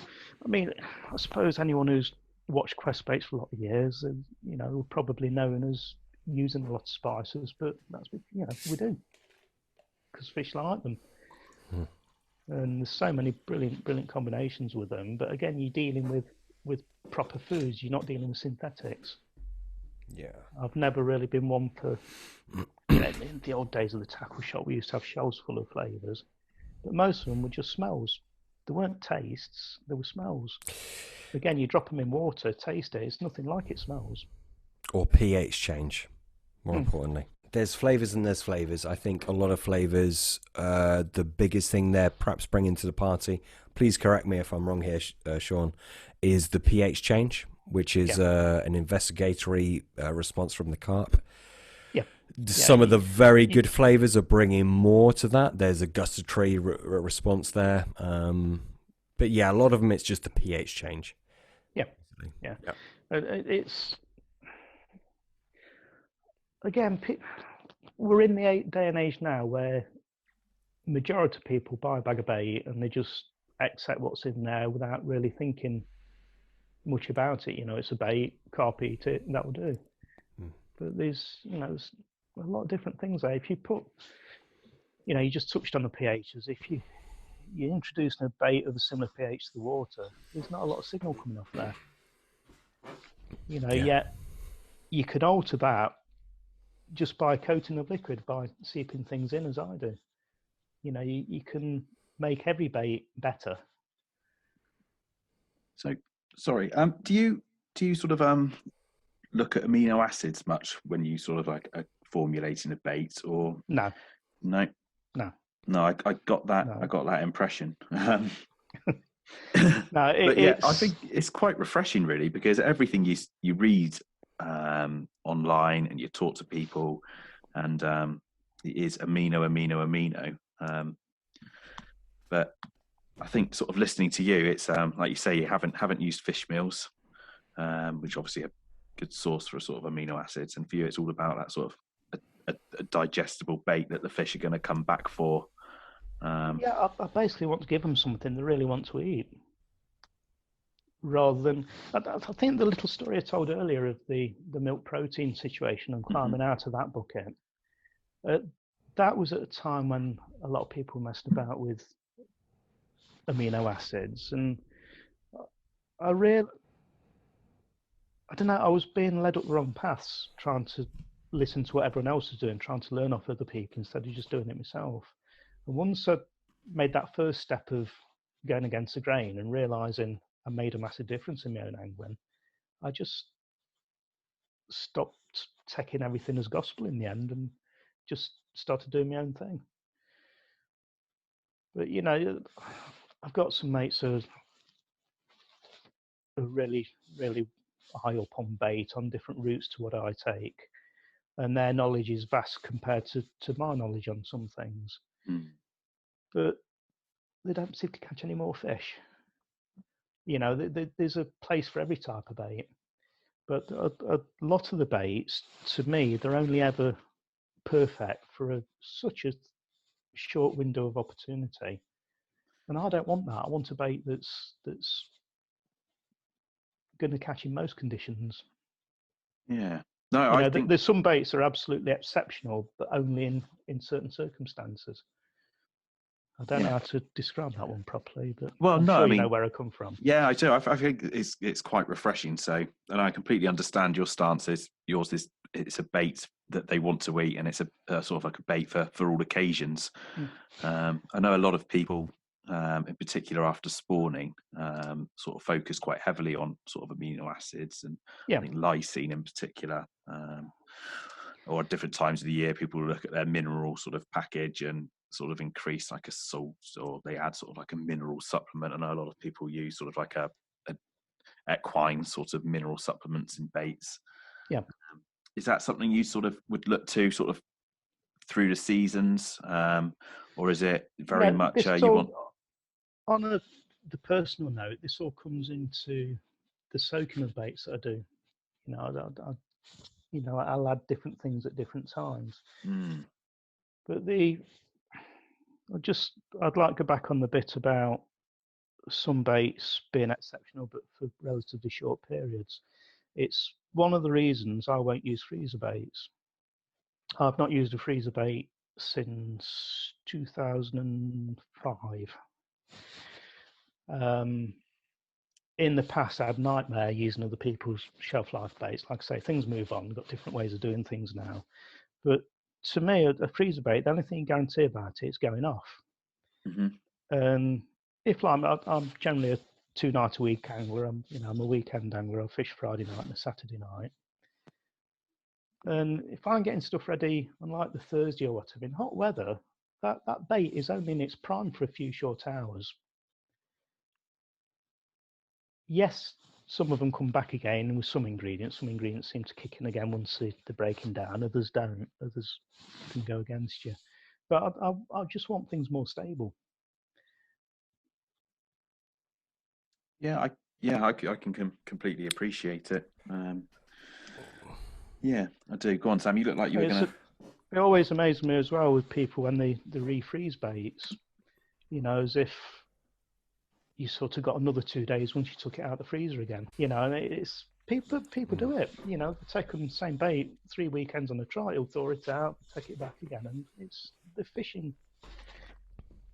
with baits that certainly aren't in the prime, certainly aren't as effective as they perhaps were for a 6-hour period.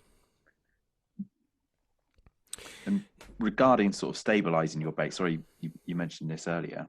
You primarily, so if someone's looking to create their bait that's stable or a stabilized bait, you primarily use or look for ingredients that are stable within themselves, rather than sort of going down the route of any sort of, not preservative as such, but I don't know if you.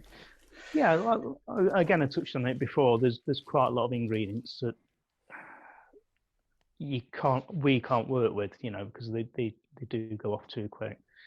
I mean, our shelf life baits, they're not going to be usable in 5 years' time, 10 years' time, like some baits have been in the back rooms of tackle shops I've worked in. But yeah, you pick your ingredients. And again, it's one of the reasons, thankfully, that I've not gone a long way down the fish meal route, because a lot of them you can't control them, you can't keep them the same. But fortunately, because I've not got a background of using fish meals anyway, it was never really an issue for me. Yeah, that's really interesting. So I mean, I've used quite a lot of meat stuff over the years. what is your take on meat meals, Shaun, or meat derivatives? Well, again, things have changed with. There's a few things that I've used quite a bit in the past that, again, you can't get now because of new legislations transporting meat about and everything else. But there's still some great things out there. I mean, you look at the pet food industry, some of the things they're using, some terrific stuff. Carp have always liked meat. Again, look at the chub mixer. It's not fishy. It's a meat scenario. The old luncheon meat, we all know about. They just like meat. Liver, the older fish love. There's various bloods. You go on forever. It's like liver is such a simple one. It always makes me smile when people say, "Oh, I'm on a liver bait," and I just like sort of say to them, "What is it? Beef, pork, lamb, chicken? What liver are you on?" Just liver. And again, you just get where's liver? Yeah. But we touched on things earlier that how you taste buds ultra and such like. I used to hate liver. Now I quite like chicken liver, but I don't like lamb's liver. I don't like beef liver. I don't like pork liver. They're all very, very different tastes. But again, it's this people accepting something. Oh, it's liver. It's all the same. I went through a lot of different livers before I found one I really liked. You mentioned various. Sorry, you mentioned various bloods. Is that something you've sort of you've tampered with? Because I mean, I've used sort of a blood powder before, but I've never, to be honest with you, I've never considered the origin of it. No, the blood's a great ingredient for hardening baits. So I used quite a lot of blood in a bait we used to do called liver B8. That was a phenomenal bait, but it didn't sell. Sadly, it was a period when everyone wanted fish rather than meat, and I had to drop it in the end. But that was one of the better baits we've ever done. So it's super soluble as well. So talking about sort of breaking down, or you want the naturals to, I guess, to break your bait down. It's one of those ingredients that sort of gets out into the water column pretty quickly. But going back to the liver one, that's you're going about sort of big fish baits, which I try and say older, as I've said before. Liver is one that I've never really rated for young fish. It's again, the fish's taste changes, ours do, and we don't seem to like that one as much. But it's certainly the older fish love meaty stuff. Liver is one of those ingredients. Liver, yeasts, and certain cheese powders. Those ingredients is a great ingredient, and it's another one that's not used a lot. Now, do you put that just down purely to the embutyric acid, which some people do? I don't. I think there's more to it. No. But what's your opinion on that? No, there's a lot going on in cheese. In fact, I was using cheese from a long, long, long while ago. Before butyric acid was one of the things that people spoke about or really knew about or anything. You know, I was just using actual cheese as well as synthetic cheeses at the time.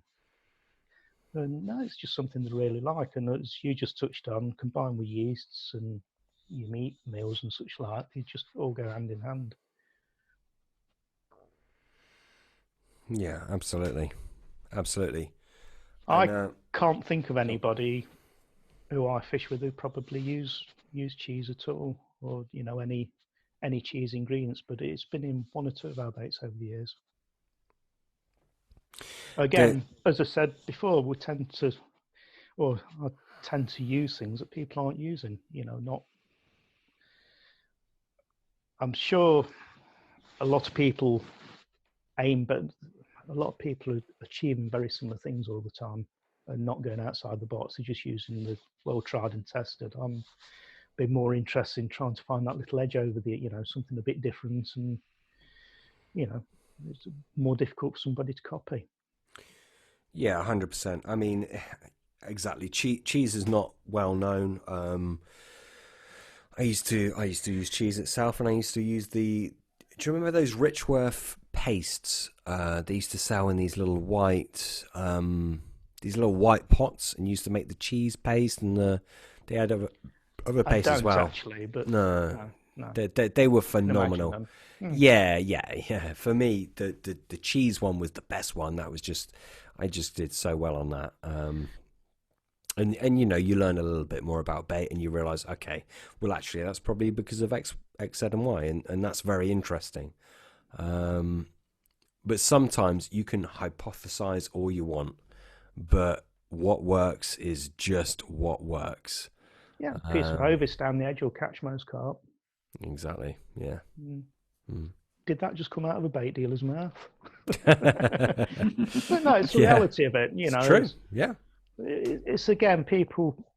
You know, yes, it'll catch carp, but it probably won't catch him for every more on every water. You know, and there's sometimes you want a big bed, and it's not the ideal bait for doing that with. You know, yet it's one of the baits that you can do more with than most other baits. You know, you can have a stodgy lump of dough on your hook. You can have a nice slow sinking piece of flake. You can have it on the surface. You can do everything with it. What's someone to do, Shaun? I mean, let's say our listener. I mean, we're really lucky. We've got some very weird listeners. We get sent pictures of people making their own hydrolysates, and there's some real bait intensive guys that follow us. But let's just say the average person, they're listening to this, they're thinking, okay, maybe I need to go a little bit beyond just chucking out my favorite boilie and waiting behind my rods. What is the average guy to do to tip things in their favor in terms of the bait that they put out? The main thing, which we touched upon earlier, never turn up at the lake with a bait straight out of the bag. Just put yourself out a couple of days before you go and just soften them up a little bit. Just open them pores up a little bit. Just add and water. That itself is such a massive thing. Such a simple thing. But again, it's making your bait different to 99% of other people's bait. I mean, I've preached this one for years, and I know people don't do it. You know, it's too much faffing about. But it's all them percentages again. Okay. And it enables you to add something else to your bait if you want to. Okay. So, I mean, what does that look like? I've just bought 10 kilos of Quest Baits Magnum White. They're in my freezer. What do I do to make the most of them? Either straight water over them. I just use normal bottled water because it's cheap. If you want to boost the flavour a little bit, I dilute glugs down. Summertime, if you've cooked some hemp, although I guess most people buy it in a jar these days, but the liquid from cooked hemp is just phenomenal. It's a brilliant ingredient. Adding that instead of the water. Winter time, I use just water or diluted glug to make it thinner, make it seep in a bit quicker. And breaking baits up. Don't rely just on the full boilie that's taking forever to start working. Just simply breaking a bait up starts activity in the swim. you've split it open, you're letting the attractors kick in then, without all the soaking. But I still prefer to soak baits. I definitely think that the older carp prefer soft baits anyway. Yeah. Like most of the animal kingdom, the teeth go rotten. Yeah, exactly. Right. So, I first started doing the filling with liquid and everything in the mangrove days, and the softer I made them, the bigger the average size of fish went. That's when it first hit home to me that they were probably struggling to eat the hard baits. wow. Yeah. Where I'm sat at my bookshelves, and I've got a set of frangel teeth here. I don't know if you've seen a set before, but I they have. just look I the have. same as our molars. They're just the same enamelled teeth. You think what they're feeding on all the time, they're crushing up snails and mussels and such like. How long do you think your teeth would last doing that? Mm-hmm. Where did you get that set from, Shaun? I've got a couple of sets.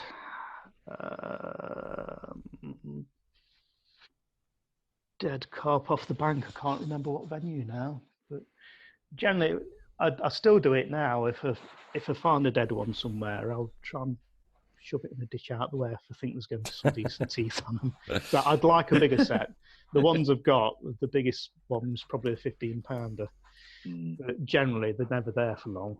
The foxes drag them off or whatever. But like I said, in the 40-odd years, I've got 2 sets. Yeah. But no, there's, like I say, most of the big cats and such like, they all die when the teeth go rotten, when they can no longer feed properly. Yeah. And it just seems an obvious thing to me, big carp's teeth wear down, so why should you give them hard baits? Yeah.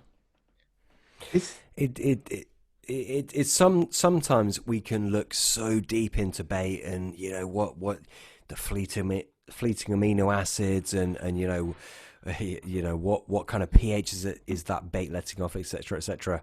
Sometimes we need to bring it right back to as simple as palatability, not in terms of the gustatory response of the carp, but just literally how soft that bait is, how easy is that bait to eat. Yeah. I remember. No, this story won't tell. I'll swing it a different way. You don't take your 90-year-old grandmother out for a steak, do you?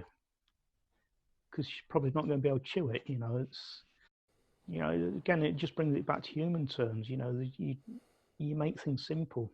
Give them something they can eat. Everybody can eat soup. Not everyone can eat a steak.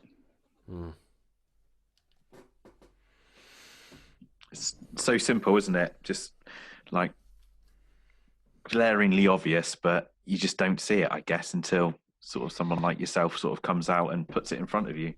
Yeah, deep down, it's, I'm not particularly big fish orientated now. I like to catch big fish like everyone else, but I fish venues where real big fish don't exist, because I just enjoy fishing them. But deep down, we all want to catch the big ones, and I just do everything I can to make everything simple for them, so that I can catch them. That's it. So how long have you been carp fishing, Shaun? It's over 40 years, isn't it? Yeah, I caught the first one by accident in 1977. I caught 3 in the snow on the same day. So the scenario, a lot of people, the ambitions of carp in the snow, the first 3 I ever caught were, I've been lucky to have quite a few of them since as well. But I started carp fishing after that. I didn't want to fish for anything else after I caught those. They just totally caught my imagination. So have you ever had any sort of I guess not strange occurrences, but what's the most sort of surreal thing that's happened to you on the bank in your 40 years of carp fishing? I've never had no ghost encounters or anything like that. No. I once had an old lady come and sit down at the side of me in the middle of the night and tell me she was going to commit suicide. That was quite a strange one because I was probably 15 at the time. Yeah, that was. And how old was the lady? Sorry. I don't. She might have been 40. She was an old Oh, lady. I was 15. Yeah, no, that's it. You don't know, do you, at that It's- age? But no, she appeared to be an old lady. Tell us that story. Tell us that. Explain that. I was it's probably wrong with the parents, but I was doing nights when I was still at school. It starts off, they'd never let me night fish, but I used to be going really early in the morning and coming home later and later at night. And I used to have quite a cycle ride and everything. In the end, it was silly because I was only really at home for an hour and a half just so that I could night fish. And in the end, they gave in to me and let me night fish. And I was different era, I suppose. But I was just down the Trent one night fishing for the carp, and so there's just a woman turned up out of the blue, which was scary anyway. And then it was all this, oh, I've had enough. I'm going to end it all. And being young, I just didn't know how to handle it. I just sat there and I did nothing whatsoever, and she wandered off in the end. I was just scared stiff. But not really a fishing story, but just such a horrible situation to be in. Got Johnny Rolfo I used to work with. He was quite a well-known match angler in his day. He had 3 different bodies come by him in a swim. In fact, he finished a match with one at the side of me. He had to drag it out of the back eddy and finish the match. That's something I couldn't have done. No, I'm pretty weak, I think, in those situations. I've never been put in that situation, but that's the one thing it always used to worry me at night on the river. People throw themselves in and things. I just always used to worry about one connecting to the lines, the rod tip going over, and fortunately it never happened. That's it. So if you could go back over the years, is there anything you think you'd have done differently now? Yes. Yeah, one of the little regret, two regrets. I wish I'd have had a decent camera in the early days, because my very earliest carp, they were on little 110 Instamatics, and it would touch and go if you actually got a picture or not. So much photography was lost then. But the other thing was not travelling further when the hair rig came out. Suddenly went from the people had been around and catching carp before the hair did really, really well when the hair appeared. And at the time, I was just getting such a big kick out of catching so many fish. I was on it quite early compared to others on the water I was on. And it was, I suppose, big-headedness, really. I was so content on catching a lot of fish in front of everybody. I really should have pulled my finger out and travelled some much bigger fish waters and filled the albums up. Because for a 2-3 year period, carp were just so easy to catch everywhere. Yeah, I can believe it. I mean, I guess I'm a bit younger, and I've never known anything sort of apart from the hair, I guess, with carp fishing. But I can only imagine the impact it had. And like you were saying, on your water, you were one of the first who were on it, and I think it was really like that, wasn't it? Very sort of secret squirrel. Oh yeah, yeah. It's like I said earlier, you could never. It wasn't until you'd established yourself that people's, odd ones would notice that you was catching as many as them, and suddenly they'd open up with a few things, because they thought they'd get something back. But for the majority of the cases, nobody would tell anybody anything. We laugh about it now, but you'd walk around and people would be scrambling for the bait boxes to get the lid on, so you couldn't see it. Mm-hmm. There's no way you'd stand in anyone's swim when there was casting, and no way anyone would cast while she was in the swim. It's another thing that seems to be gone nowadays. It seems to be the etiquette of giving someone a little bit of privacy, if they're playing about with something. Yeah, no, that's it. That's one of my bugbears, I guess, is a bit of privacy on the bank. Yeah, I still do it to this day. If I'm having a chat with someone and they've had an occurrence or whatever, I'll still walk away when when they're going to do anything with the rig, or, I just think it's, there are a few people still out there moving things on. It's something that I find quite sad. I'm not sure where all the innovation is going to come from in the future, because again, as I've talked about, it's no disrespect to the younger generation, but they haven't had to come up with things. They just Google it, watch it on the TV, or ask someone. You know, I'm not seeing a lot of real pioneering stuff appearing these days, and that's for quite a long period as well. I think a lot of it now, it's a different mindset. A lot of it's technology based now, isn't it? I think a lot of it's like, for example, the deeper echo sounder that you can cast out and it streams it to your phone. I think that's where a lot of the advancements, and obviously bait boats in the last however many years, they've all got GPS sort of trackers or whatever on them. I think that's where a lot of the technology, sort of all the advancements come now. I just find it really sad, to be fair. I'm not totally against them. I don't use them myself or anything, but to me, it's making everyone a lesser angler. You know, it's too much reliance on the electrical world. You know, there's too much reliance on carrying lots of batteries around and watching little screens rather than just learning how to do it anyway. Yeah, I completely see your point on it, and I guess I'm sort of in I don't use anything like that. But I can see why people do it as well. It's a gadget, isn't it? And people like their toys, don't they? Well, I get it totally. So there's probably a bit of stubbornness in me that, you know, I choose not to and everything, but it's never stopped me catching a few fish. No, that's it. And you said, I think you were going to say, you said you had a couple of regrets. So one of them was your camera back in the day. There was the not travelling further afield. Oh, okay. Sorry, of course, yeah. Excuse me. Other than that, I can't really think of many. I think I've grown up and started in the perfect time. I wouldn't have started any other time or earlier or later. I think I was just very fortunate to have started when I did. I've got like 5 years or so behind me. Then the hair had come about, and I've sort of seen the progression. Yeah. And the bolt rigs, obviously. Yeah. That's it. So I don't know, Sam, have you got anything you want to really sort of delve into with Shaun, or do we sort of want to go into our sort of quick fire sort of questions that we're asking everybody who comes on? No, I mean, we've covered quite a few topics this evening. At the time, we've been going some time, haven't we? I know. Yeah. Unbelievable. Nearly 2 hours since we first phoned you.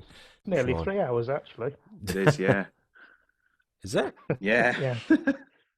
Oh, have I mismathed?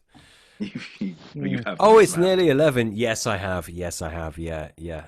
So what? Like 2.5 hours? Okay. Anyway, yeah. Long story short, I could talk to you a whole lot longer, but obviously I won't do that. There's so much we could talk about, Shaun. I mean, you've touched on so many points that I really feel the more switched on anglers that are listening to this are gonna really, they've got something to run with. And I've certainly learned a lot from talking to you. I'm sure Pete has as well, and I'm sure listeners have as well. So it's an absolute pleasure to kind of get your opinion on things. We've got a little quick fire round that we'd love to ask you, which is a series of, I think it's 5 questions. Pete, do you want to do that, or do you want me to do that? Yeah, no, I've got them up in front of me, so we can go for it. Do that. Go on. So, is that okay, Shaun? Yeah, fine. Are you ready? So, best angler you fished with? Through the 80s, Baz Varney, touched on him earlier. He was so forward thinking in his time. Excuse me. So much on the ball and such a inventive mind as well. No, brilliant. Yeah, he's somebody most people would never know. Mm-hmm. Yeah, I can't say I've heard the name. But yeah, so the next one, hunt them down or estimate where they will be and bait and weight. Bit of both on that one. I love stalking them, but it's just not practical on some of the water fish.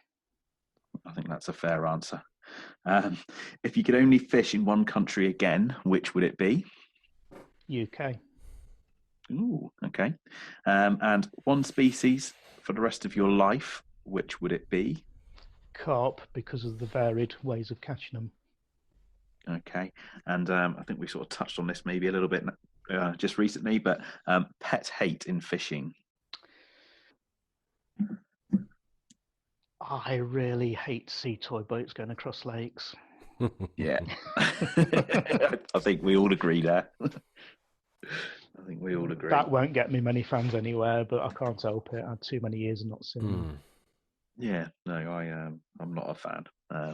Down where I live as well, it's I fish a lot of quite small, intimate waters, and it is it really peeves me off when I see a bait boat doing laps around an island or something.